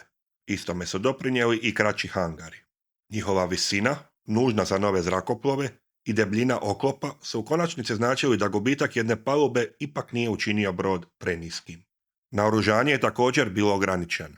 Ugrađeno je 6 dvostrukih kupola s novim topovima od 100 mm, koji su naslijedili topove 127 mm u protuzrakoplovnoj ulozi. Novi topovi su imali cijev duljine 65 umjesto 40 kalibara, što im je omogućilo veći domet i plafon paljbe uz veću brzinu granate. Nova granata je naravno bila lakša, 13,5 naspram 23,5 kg, što je smanjilo radijus uništenja za 25% i bilo kompenzirano većom brzinom paljbe od najviše 19 granata u minuti, s time da su dizala mogla podizati 15, što je bila održiva brzina. Stariji topovi su održivo mogli ispaljivati 8 granata, a gubitak eksplozivne moći protiv površinskih meta je smatran sporednim. Originalan plan je bio da se redukcija broja topova u odnosu na klasu Shokaku nadoknadi mogućnosti pucanja preko palube, no zbog puno duljeg otoka to je postalo nemoguće, pa su topovi smješteni u tipičnu poziciju na japanskim nosačima, pola palube ispod letačke. To je, kao i dosad, omogućavalo ograničenu paljbu preko palube samo na velikim elevacijama. Na brod je ugrađeno i 17 trostrukih ležišta za topove 25 mm, ukupno 51 cijev. Još jedan kompromis je broj nošenih zrakoplova. Ta je brojka, zbog manjih hangara, nužno bila manja od one kod Shokakua i prihvaćena je zbog predviđene taktičke uloge nosača. Ta brojka je također jako varirala tijekom vremena. Započela se sa 126 zrakoplova, što je smanjeno na 64, podignuto na 78 i na posljedku smanjeno na 53. To je trebala biti iduća generacija japanskih zrakoplova. Mitsubishi A7M Repu, Aichi B7A Ryusei i Nakajima C6N Saiun. Budući da ti zrakoplovi nisu bili proizvedeni u to doba, korištena je starija generacija zrakoplova, kojih je na brod bilo smješano 65. 22 lovca, 25 obrušavajućih i 18 torpednih bombardera. 9 ih je stradalo u nesrećama prije bitke u Filipinskom moru, što odražava pad kvalitete japanskih pilota u 1944. godini. Na brodu je nošeno 48 torpeda, 72 bombe od 800 kg i 500 kg, te 144 od 250 i 60 kg. Veći broj bombi od 500 kg u odnosu na ranije nosače je zbog novog obrušavajućeg bombardera Yokosuka D4Y, koji je nosio tu bombu koju stariji Aichi D3A nije mogao. Kapacitet goriva za zrakoplove koji je brod mogao nositi je poduplan u odnosu na klasu Shokaku na 1000 tona, s pretpostavkom da novi teži zrakoplovi trebaju više goriva. Originalna taktička uloga Taiha je bila da djeluje ispred ostatka flote, lansira udare na protivnika i primi pogodke koje ostali nosači ne bi mogli. Mogao bi opskrbljivati zrakoplove ostalih nosača gorivom i tako im produljiti domet, poput odskočne daske. No od te ideje se brzo odustalo, još u fazi planiranja, i nosač nije nikad korišten na takav način. Nakon toga je predviđeno da Taiho djeluje kao klasičan, ali bolje zaštićen nosač, te da svi budući nosači budu imali takvu zaštitu. Uz Taiho kao prototip trebalo je biti napravljeno još 5 nosača po nacrtu G15, koji je zvan Kai Taiho ili poboljšani Taiho. Više o tom dizajnu pri kraju videa. Ratna zbilja je Japan usmjerila na lakše i jeftinije nosače, klase Unryu, i na pregradnje trgovačkih i ratnih brodova, poput Shinana, koji je koristio trup Yamata. Taiho je započeo izgradnju sredinom 1941. godine. Porinut je u travnju 1943. godine, a u službi je stupio 11 mjeseci kasnije, u ožujku 1944. godine. 3 mjeseca nakon toga isplovio je u svoju prvu i jedinu bitku u Filipinskom moru. Admiral Ozawa je prešao sa Shokakua na Taiho, učinivši ga admiralskim brodom. Tijekom lansiranja udarnog vala 19.6.1944. godine, podmornica Albacor je da njega ispalila 6 torpeda. Eskadru od 3 flotna nosača je čuvalo samo 3 krstarice i 7 razarača, što je očito bilo nedovoljno da spriječi podmornicu da se ušulja u formaciju. Jedan od zrakoplova u poljetanju je uočio torpeda i na svoju inicijativu se obrušio na njihov put. detoniravši jedno na 5 km od broda. Pilot se zvao Sakio Komatsu.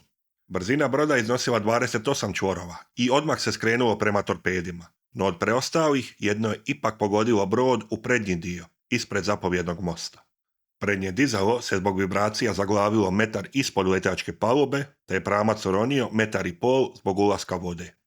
Stabilnost je vraćena protuplavljenjem, a rupa na mjestu prednjeg dizala je prekrivena daskama, uključujući stolove iz dočasničke menze. Strojarnica nije pretrpjela nikakvu štetu i brod je nakon toga nastavio plovidbu brzinom od 26 čvorova. Mogao je razviti i više, ali kapetan nije htio riskirati dodatna oštećenja na raznesenom dijelu trupa. Nakon prekrcavanja 6 do 7 zrakoplova na Zuikaku, lansirao je još 2 udarna vala, gotovo kao da se ništa nije dogodilo. Na brodu nije bilo požara. No, sve nije bilo u redu. Zbog vibracija eksplozije napuklo je prednje skladište zrakoplovnog goriva i benzinske pare su počeli ispunjavati brod. Ti tankovi za benzin su se nalazili odmah iznad zaglavljenog dizala, što je ubrzalo njihovo širenje. Prostor oko njih je bio ispunjen morskom vodom, što je bila standardna praksa nakon bitke kod Midwaya.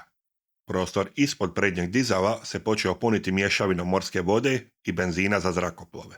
Kasnije su se u Japanu vodile polemike da li je niska kvaliteta električnog zavarivanja i općenit pad kvalitete precizno izrađenih proizvoda, uzrokovan regrutacijom iskusnih radnika u vojsku, dodatno oslabio spojeve pogođene torpednim udarom. Poznat problem na Taihu je bio što su cijevi za benzin bile čelične umjesto ponikvanih bakrenih, koje su bile savitljivije i otpornije na udarce. Neiskustvo posade je sad došlo na vidjelo, zato što nisu uspjeli zaustaviti širenje benzinskih para, primjerice pjenom iz protupožarnog sustava. Posada je na brodu bila tek 3 mjeseca i nije bila sasvim upoznata sa svim naprednim značajkama novog nosača. Budući da je zaglavljeno dizalo bilo oklopljeno, te teško 100 tona, bilo ga je nemoguće popraviti na moru. Žica za podizanje je skliznula s navoja. Umjesto da se koncentrira na napukle spremnike, posada je trošila vrijeme na pokušaj popravka dizala. Budući da je vrh tog dizala sada bio zatvoren, nestao je najlakši način kako da benzinske pare izađu iz broda. Kako su pare onda ulazile u Taihov zatvoreni hangar, uključen je ventilacijski sustav na maksimum, a posada je čekićima razbijala prozore da bi mogla disati. Stražnje dizalo je bilo spušteno, ali uskoro se moralo vratiti u pogon jer su na brod počeli slijetati zrakoplovi iz prvih udara i iz patrole, pa je i taj način ventilacije bio zatvaran. Sam ventilacijski sustav nije uspio izbaciti pare, već ih je samo raširio po brodu. U takvom okruženju bila je dovoljna jedna iskra da se dogodi katastrofa. I Japanci su to znali. Korištenje alata je obustavljeno, a poruka na zvučnicima je govorila da je pušenje zabranjeno, plinske maske obavezne i da je rad koji može proizvesti iskre zabranjen. Katastrofa se ipak dogodila u 14:40, 6,5 sati nakon pogotka. Prema svjedočanstvima sa Zuikakua, eksplozija se dogodila odmah nakon slijetanja patrolnog zirova. Ogromna eksplozija je napuhala letačku palubu, nakon čega je izbila stranice hangara, te ostatak broda uhvatio požar, osobito na pramcu. Preživjela posada se mogla samo evakuirati i brod je potonuo 2 sata kasnije. Od 2150 članova posade, 1650 ih je poginulo taj dan. Kapetan Kikuchi je htio potonuti sa svojim brodom, a poručnik Kondo mu je dao sve cigarete koje je imao. Kikuchi se nasmijao i rekao, vjerojatno će nam trebati dani da potonemo, pa ću pušiti do tada. Privezao se na palubu na krmi broda, no pri naknadnim eksplozijama uše je puklo i u nesvjesnom stanju je spašen iz mora. Kod Taiha je teško govoriti o jednom uzroku gubitka broda, budući da se radi o spletu okolnosti koje su dovele do njegovog gubitka. Već sam spomenuo niz njih, od kojih je neiskustvo posade možda najveći. Svakako je bilo vremena za bolju reakciju. Brod je bio dizajniran tako da ga jedan torpedo ne može potopiti, bez obzira na mjesto pogotka. Podmornice su bila nezaustavljiva prijetnja u ovom dijelu rata, te su i Shokaku u istoj bitci i niz drugih nosača izgubljeni na taj način. Chitose, Chiyoda, Taiyo, Chuyo, Unyo, Shinjo, Unryu i Shinano su izgubljeni na taj način. Hio je također u toj bitci pogođen torpedom sa zrakoplova, ali je potonuo poput Taiha, detonacijom benzinskih para 2 sata nakon pogotka. Japanski nosači su očito imali strukturnu manu u načinu na koji su spremnici za benzin bili integrirani sa strukturom broda. I nakon gubitka Taiha, ti spremnici su zaliveni u armirani beton da se ojača njihova struktura i spriječi curenje benzinskih para. Na taj način nikad neće biti otkriveno da li je otkopljena paluba Taiha zaista mogla izdržati pogotka američkih bombi i da li je to bio ispravan put za razvoj japanskih nosača. Ratna situacija je spriječila konstrukciju daljnjih flotnih nosača. Zanimljivo, Amerikanci su tijekom II. Svjetskog rata započeli izgradnju nosača klase Midway, nasljednika klase Essex, koja je imala oklopljenu palubu. Iz toga je jasno da su Amerikanci došli do istog zaključka kao i Britanci i Japanci, a to je da je paluba nosača zrakoplova iznimno ranjiva i da joj je potrebna zaštita. No dok su Britanci oklopili svoje nosače u okviru tonaže dopuštene pomorskim sporazumima, Japanci i Amerikanci nisu htjeli žrtvovati ofenzivni potencijal svojih nosača. Stavljanje oklopa na klasu Essex bi smanjilo broj zrakoplova sa 90 na 64. Klasa Midway, težine 60.000 tona u punom opterećenju, je u konačnici bila teška gotovo poput dva Taiha, a oklopljena paluba je korištena i u idućoj klasi Forrestal. Stoga je teško reći da je Japan pogriješio smjerom u kojem su dizajnirali Taiho, no presudile su mu greške u dizajnu koje su se dugo vukle u japanskoj brodogradnji nosača zrakoplova. Iduća klasa nosača, danas poznata kao Kai Taiho, poboljšala bi dizajn na način da bi podmorska zaštita bila poboljšana, kako bi izdržala eksploziju 350 kg TNT-a, bio bi povećan broj protuzrakoplovnih topova, most bi bio pomaknut još 1 metar iznad mora da se oslobodi prostor na palubi, duljina broda bi bila veća za 4 metra, kao i oklopljeni dio letačke palube, a i sisnina povećana za 1600 tona. No, kao i mnogo drugih japanskih brodova i zrakoplova u II. Svjetskom ratu, već sam Taiho je došao prekasno i u situaciju u kojoj i 10 sličnih nosača vjerojatno ne bi moglo promijeniti tijek rata.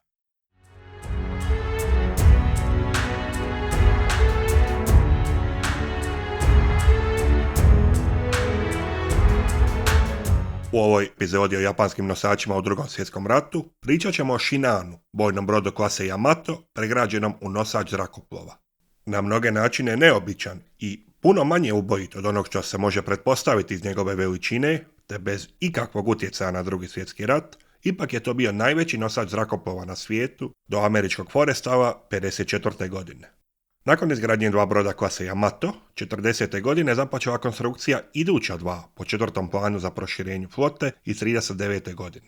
Radilo se uglavnom o istom dizajnu, s minimalnim poboljšanjima, poput ojačanog dvostrukog dna ispod skladišta streljiva, stanjivanje oklopa za 10 do 20 mm budući da je procijenjeno da je originalni nepotrebno debeo, povećanju zapovjednih prostora i ugradnji novih protuzrakoplovnih topova od 100 mm. Planirani datum ulaska u službu je bio 1945. godine, a brodovi su imali naziv 110 i 111. Za izgradnju broda 110 je proširen dok u Yokosuki, u kojem je bio izgrađen bojni brod Nagato. Jednake mjere tajnosti kao i za Yamato su primijenjene i na nove brodove. Visoka ograda je podignuta na 3 strane, a službene fotografije izgradnje broda ne postoje. Zapravo, postoje samo 3 poznate fotografije ovog nosača, od kojih su 2 s izviđačkih zrakoplova, a samo jedna u plovidbi nastala 11.11.1944. godine. U radiokomunikacijama koje su Amerikanci redovito čitali, nikad nije spomenut. Pročišćenje brodogradilišta nije proveo profesionalni šintoistički svećenik koji bi morao doći izvana, već šef skele Osuga Tanetsuku, koji je imao odgovarajuću licencu. Brod 111 se gradio u istom doku u Kureu kao i Yamato. No početkom II. Svjetskog rata gradnja na oba broda je pauzirana, dok se ne donese odluka što napraviti s tim brodovima. Zahtijevali su izuzetnu količinu resursa, a rat bi na ovaj ili onaj način bio gotov do trenutka kad budu dovršeni, pa bi ti resursi, čelik, dokovi i radnici bili bolje iskorišteni za druge brodove. Trup broda 110 je bio dovršen 45%, a 111 30%. Trebalo je donijeti odluku što napraviti. Nedovršeni trup je zauzimao suhi dok koji je bio potreban za remonte postojećih brodova ili za izgradnju novih s kraćim datumom dovršenja. Trup je trebalo ili razrezati ili dovršiti tako da bude porinut i dok može biti korišten za druge svrhe. Donijeta je odluka da se trup dovrši i izbaci iz doka, bez planova za opremanje topovima i drugom opremom. 7 topovskih cijevi i nešto oklopa je već bilo dovršeno, no nisu nikad ugrađeni, a daljnja proizvodnja je zaustavljena. U proljeće 1942. godine Japan je saznao detalje američkog plana brodogradnje kroz zakon o floti 2 oceana. To je prisililo i Japan da razmišlja o povećanju flote nosača zrakoplova. U ožujku 1942. godine donesena je odluka o prestanku gradnje broda 111 i preusmjeravanju materijala za dovršetak broda 110. Onda se dogodio Midway i svi prethodni planovi su revidirani. Donesen je dodatak 4. pomorskom planu za proširenje flote. Niz brodova će biti pregrađen u nosače zrakoplova, a započet će gradnja klase Unriju i Kai Taiho. Čim se trup broda 110 dovrši, koji je u tom trenutku bio na 70%, u njegovom doku će se paralelno graditi 2 nosača zrakoplova Unriju. Uskoro je potopljen i brod Kashino, koji je sagrađen za prijevoz topovskih kula za Yamato. U tom okruženju, u srpnju 1942. godine, je donesena odluka da se brod 110 pretvori u nosač zrakoplova. Visoki stupanj dovršenja trupa je značio da će modifikacije biti ograničene i da neće biti moguće doseći karakteristike namjenski građenog broda tih dimenzija. Zato je admiral Iwamura, načelnik mornaričkog stožera, osmislio taktiku prema kojoj Shinano, kako je brod nazvan 1. srpnja, neće biti klasičan nosač zrakoplova, već oklopljeni nosač za pomoć drugim nosačima. Smatralo se da će novi brod biti nepotopiv kao i Yamato i da će stoga moći služiti kao odskočna daska zrakoplovima koji bi se na njemu punili gorivom, slično ranijem konceptu za Taiho. No glavni stožer mornarice se protivio tom konceptu i postignut je kompromis. Shinano će biti dovršen kao klasičan oklopljeni nosač s dodatnim spremnicima za gorivo, bombe i torpeda, kako bi mogao opskrbljivati zrakoplove drugih nosača u slučaju potrebe. Novi datum dovršenja je bio veljača 1945. godine. No nakon katastrofalne bitke u Filipinskom moru polovicom 1944. godine došla je naredba da se gradnja ubrza i pojednostavi. Namjera je bila borbeno osposobiti brod, a izgradnju dovršiti kad to bude moguće. Naredba glavnog stožera mornarice, načelniku pomorskog arsenala Yokosuka, je uključivala sljedeće: minimalno uređenje stambenih i skladišnih objekata, minimum drvenih dijelova da se spriječe požari, preskače se ispitivanje hermetičnosti plinski nepropusnih odjeljaka i hermetičnosti odjeljaka iznad srednje palube. Radovi na strojevima i oružju se odgađaju, a datum za porinuće je određen za 5. listopada. Posuđeni su radnici iz drugih brodogradilišta i uključeni su studenti pomorske škole, kao i korejski i tajvanski radnici i ženski dobrovoljački korpus, da bi se ovaj rok stigao. 10 osoba je poginulo zbog pretjerane žurbe. 5. listopada suhi dok se počeo puniti morem. Kad je visina mora dosegla 8 metara, vrata doka su se raspala i bujica je bacila brod naprijed. Osoblje na palubi je popadalo u more, a 100 komada čelične užadi i 50 od konoplje je popucalo. Brod je nekoliko puta udario pramcem u prednji dio doka. Neuspješno porinuće je smatrano vrlo nesretnim znakom. Brod je ipak porinut, jer dok je bio oštećen i nije ga se moglo zatvoriti, no čim je popravljen, brod je vraćen u njega i pramac je popravljen do 23. listopada. To je značilo da nije mogao sudjelovati u bitci kod Leytea, za koju i onako nije imao zrakoplova. Vrijeme je da pogledamo njegove tehničke karakteristike. Kako sam rekao, radi se o najvećem nosaču zrakoplova u Drugom svjetskom ratu i desetljeće iza. Po standardnoj težini, koja se istina danas više ne koristi, je bio teži čak i od super nosača klase Kitty Hawk. Tek je nuklearni Enterprise 1961. godine bio neprikosnoveno veći u svakom pogledu. Istisnina je iznosila 65.800 tona, a istisnina u punom opterećenju 71.890 tona. Duljina trupa je bila 266 metara, a širina 36 metara s gazom od 10,3 metra. Strojevi snage 150.000 konjskih snaga su bili identični onima na Yamatu, s dizajniranom brzinom od 27 čvorova, koja ne može biti potvrđena zato što brod nije nikad proveo testove brzine. Domet je bio 19.000 km pri brzini od 18 čvorova. Ponovno najzanimljiviji dio broda je njegova letačka paluba. Ona je bila najveća od svih japanskih nosača, duljine 256 i širine do 40 metara. To je bilo više nego dvostruko u odnosu na, recimo, Soriju, naročito u širini. Zrakoplovi su mogli biti parkirani na njegovim stranama, dok je sredina bila slobodna za slijetanje i poljetanje. Paluba je kao i na Taihu bila oklopljena i dio konstrukcije broda, ne nadgrađe dodano na nju poput Akagija i Kage. Debljina oklopa na palubi je također bila 75 mm iznad 20 mm konstrukcijskog čelika, a jedini podatak o njenoj veličini govori da je oklopljeni dio bio dug 210 metara i širok 30 metara, čime je bio pokriven veći dio broda. Bilo je ugrađeno 15 žica za zaustavljanje zrakoplova, od kojih 5 na pramcu, da se omogući slijetanje i u drugom smjeru. Paluba je bila prekrivena mješavinom piljevine i cementa, umjesto drvenih ili planiranih lateks obloga na drugim nosačima. Ovako je smanjen rizik od požara, a dobivena je površina otporna na proklizavanje. Hangar je zanimljiv zato što je nemoguće naći točne podatke. Svi detaljni nacrti, kao i za Yamato, su uništeni na kraju rata i svi ovi podaci su izvedeni iz svjedočanstava ljudi koji su radili na njemu. U većini izvora se spominje samo jedan hangar, dimenzija 163 metra, širine od 20 do 33 metra i visine 5 metara. To bi odgovaralo zračnoj grupi koju je planirano nositi, a hangar je bio uži od trupa broda zbog dizala za streljivo za protuzračne topove i dimnjaka s obje strane broda. No, položaj dva dizala, na pramcu i na krmi, ne odgovara tim dimenzijama hangara. Čini mi se da je većina konvencionalnih izvora pogrešna u ovom pogledu. Stoga sam skloniji vjerovati japanskim izvorima, koji spominju da je postao jedan hangar dimenzija oklopljene palube, 210 sa 30 metara, od kojih je sražnji dio dug 83 metra bio potpuno zatvoren i oklopljen, a prednji dio od 125 metara je mogao biti otvoren na svojim bočnim stranicama. Svrha je bila naoružavati jurišne zrakoplove na njemu, a po potrebi ih baciti u more u slučaju požara, kao i bombe i torpeda koje nose. Stražnji 15 i prednjih 30 metara nije korišteno kao hangar, već je u stilu ranijih japanskih nosača bilo otvoreno. Možda je postojala namjera da se pramac kasnije zatvori, poput Taiha, što bi bilo logično, ali nisam naišao na tako nešto u izvorima. U svakom slučaju, hangar je bio površinom manji od onih na Shokaku i Taihu, zbog toga što se koristila samo jedna razina broda. To je bilo uvjetovano težinom oklopa, zbog koje je trup bio uronjen u more više od idealnog za jedan nosač. Zbog toga nije bilo moguće napraviti hangar na dvije razine. Ventilacijski sustav u hangarima je znatno pojačan, da se ne ponovi sudbina Taiha, i u njega su ugrađeni svi mogući sustavi za borbu protiv požara koje je Japan mogao izmisliti, uključujući sustav za gašenje požara pjenom koji se slijevao po cijelom hangaru, 3 odvojena protupožarna sustava unutar zaštićenog područja i više oklopljenih kontrolnih i upravljačkih mjesta na bočnim zidovima hangara.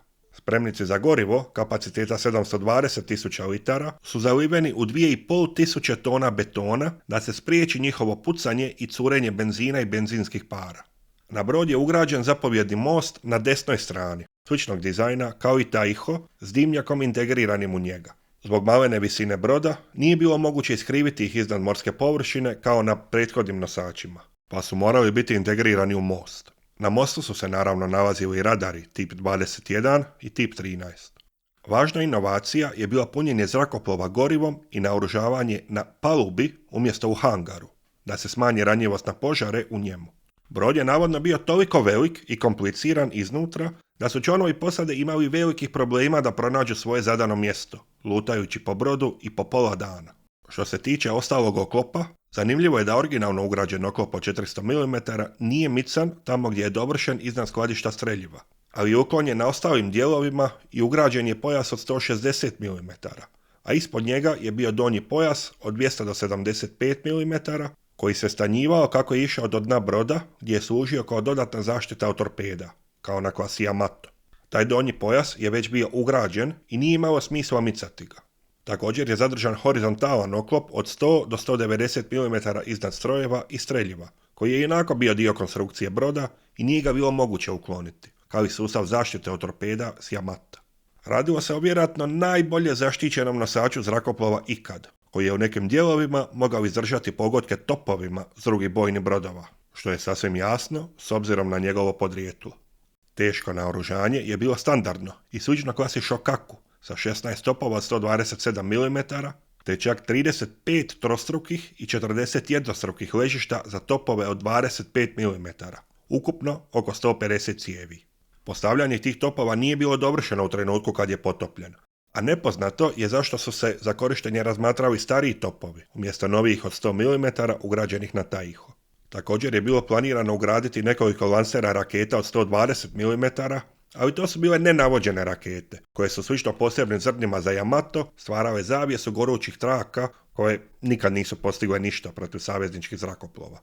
To je značilo da je čitav prostor oko letačke palube načičkan oružjem, no budući da je ono bilo smješteno palubu ispod letačke, nije postojala mogućnost paljbe preko palube.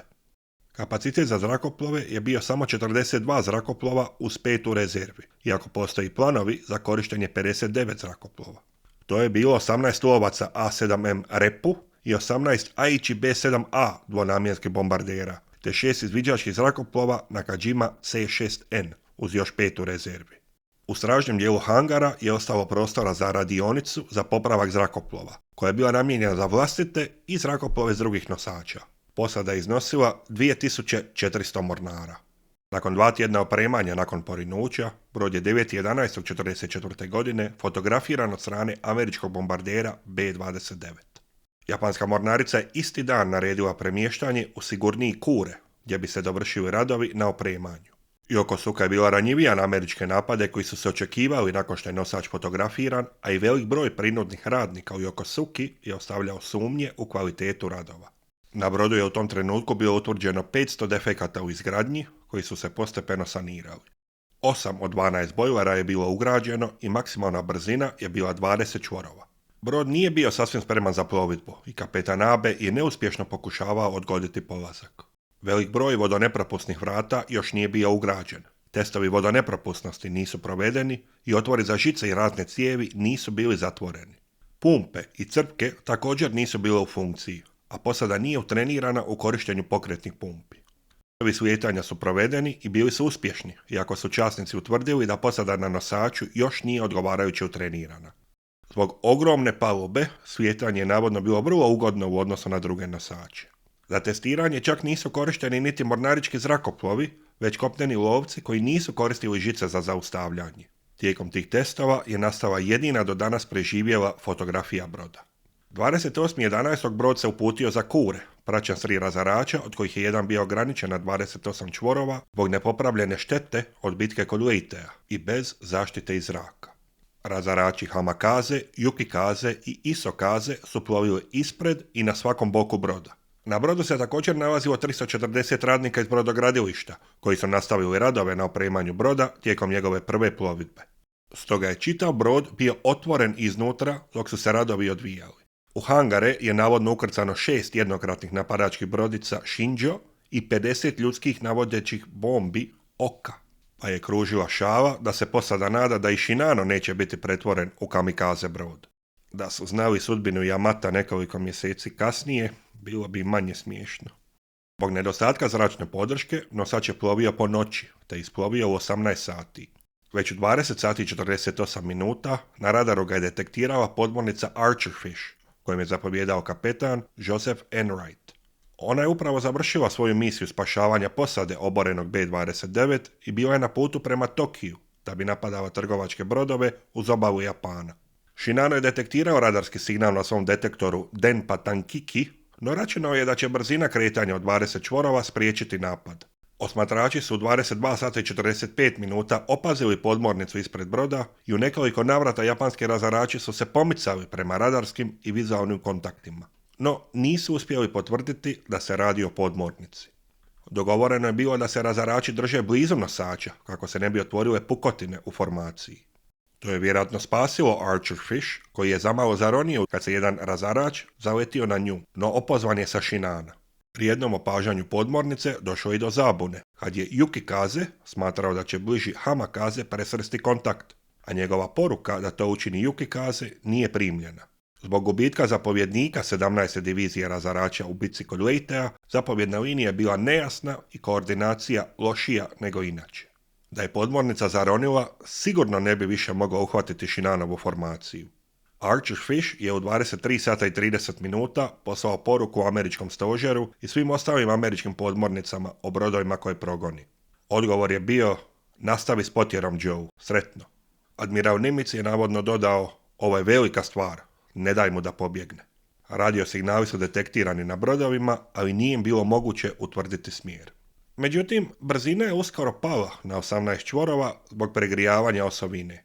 To je bila slična brzina kao i ona prateće podmornice na površini. Nosač i razarači su plovili cik-cak da izbjegnu torpedne napade, što je omogućilo podmornici, koja je plovila pravocrtno, da održi udaljenost, koja je varirala od 6 do 10 km bočno od formacije, čekajući priliku za napad. Zbog usporavanja Shinana, njena brzina od 19 čvorova uz kretanje cik-cak je bila čak i dovoljna da podmornica postepeno prestigne formaciju. Igrom slučaja, oko 3 sata ujutro formacija je skrenula prema podmornici i Shinano je otkrio desni bok unutar dometa torpeda. Podmornica je zaronila i krenula u napad. Jedan od razarača je prešao preko podmornice bez da ju je otkrio.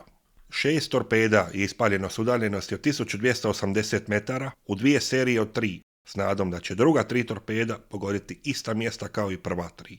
Međutim, postignuta su 4 pogotka u središnji i stražni dio broda. Shinano je prvi trenutak smatrao da se radi o 2 pogotka, a Archerfish da je pogodio sa svih 6 torpeda. Pogodci na sredini su bili najopasniji, te su razorili osovinu na desnoj strani i poplavili strojarnicu. Razarači su počeli bacati dubinske mine, njih ukupno 15, ali nijedna nije bila ni blizu podmornice koja je izronila 3 sata kasnije, u 6 sati i 15 minuta, no na periskopu se nije moglo vidjeti ništa. Brod se brzo nagnuo 10 stupnjeva. Kapetan je bio siguran da nekoliko torpeda ne može nauditi njegovom nepotopivom brodu, tako da je održana maksimalna brzina, što je pogoršalo štetu. Od 6 bojlera koji su se koristili, 4 su još bila u funkciji, kao i 3 od 4 propelera. Plavljenje unutrašnjosti broda se nastavilo, kao i naginjanje, i to usprkos protuplavljenju na lijevoj strani, gdje je more pušteno čak i u strojarnicu u pokušaju da se brod ispravi. Posada je polako postajala svjesna ozbiljnosti situacije, te su civilni radnici iskrcani kako ne bi smetali operacijama spašavanja broda. No, ništa nije pomagalo. More je nadiralo kroz otvore iz pregrade u pregradu i nije ga bilo moguće zaustaviti. Brzina je naravno padala i oko 7 sati ujutro strojevi su se potpuno ugasili. Pokušaj tegljenja s 2 razarača nisu uspjeli, budući da mali brodovi nisu mogli pokrenuti ogromni brod i čelična užad koju su koristili je popucala. Postoji svjedočanstvo da je otkinuto čelično uže obezglavilo jednog člana posade razarača. Struja na Shinanu je nestala u 9 sati, a u 10 sati i 18 minuta sva preostala posada se počela evakuirati kad je brod bio nagnut 30 stupnjeva. Protuplavljenje više nije bilo moguće, budući da su ventili zato bili iznad površine mora na lijevoj strani. Portret cara je evakuiran na kuter sa Shinana, ali njega je prevrnula izbočina na trupu broda koja se pojavila kako se brod sve više naginjao. Portret je kasnije ipak spašen kad ga je Hamakaze uočio kako pluta u moru, a neki mornari su se držali za bombe oka koje su skliznule s broda. Kad je more došlo do spuštenog dizala, mlaz vode je usisao velik broj mornara natrag u brod. U 10 sati i 57 minuta se konačno prevrnuo, povukavši za sobom 1435 članova posade i civilnih radnika. Kapetan Abe i oba navigatora su odlučili potonuti sa svojim brodom. Car Hirohito je nakon vijesti o gubitku broda navodno izjavio: šteta. Uzroci potapanja Shinana su jasni iz već dosad izloženog, a treba napomenuti i da je dubina od 3 metra na koju je kapetan Archerfisha postavio svoja torpeda značila da su ona pogodila spoj gornjeg i donjeg oklopnog pojasa, što je bila poznata slaba točka na brodovima klase Yamato. Da su torpeda plovila na standardnoj dubini i pogodila brod niže, moguće da bi šteta bila manja. Jedna greda je izbijena iz ležišta i probila je rupu do strojarnice pokraj. Uz neugrađena i nefunkcionalna vrata između odjeljaka, hidroizolacija nije postojala i brod naprosto nije bio spreman za borbu, te njegov gubitak nije iznenađujući. Službena istraga u Japanu je zaključila da je toliko strana odgovorna za gubitak broda da nitko nije optužen. Priznalo se da je putovanje nedovršenog broda bilo rizik koji se nije isplatio. Preživjela posada je provela nekoliko mjeseci u izolaciji kako se ne bi saznalo za gubitak nosača. Sami Amerikanci nisu uopće bili svjesni da nosač postoji, te su kapetanu Enrightu priznali da je potopio pomoćni nosač Hayatake, kako su Amerikanci zvali klasu Hio, a tek iza rata su ga odlikovali kad su shvatili što je zapravo potopio. Shinano je bio posljednji flotni nosač koji je Japan uspio donekle dovršiti u Drugom svjetskom ratu. Postojala su još 2 nosača klase Unryu, koji međutim nisu nikad niti zaplovili. Sa Shinanom je nestala bilo kakva nada da će japansko pomorsko zrakoplovstvo biti ikakva prijetnja, iako je to bilo jasno i bez njega. S ovim videom završavam seriju o japanskim nosačima u Drugom svjetskom ratu. Fascinantna je to priča o tehnološkim i operativnim izazovima i zato sam ju htio ispričati. Japan je započeo snažno i uložio gotovo sve što je mogao u gradnju svoje pomorske zračne sile.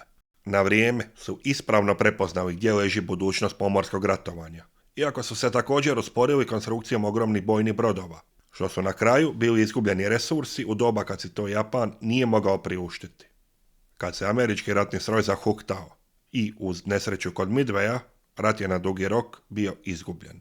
No fascinantne bitke nosača u 1942. godini, kad je paritet ili čak i japanska tehnološka i doktrinarna prednost postojala, su mogli otići na bilo koju stranu i produljiti rat na Pacifiku. Taj rat Japan nipošto nije mogao pobijediti, jer je njegova industrija bila nemjerljivo manja od američke i nije mogao pobijediti u bitkama iscrpljivanja koje su slijedile. Sve u svemu, nadam se da ste naučili nešto novo kroz ova videa i nadam se da se uskoro opet vidimo.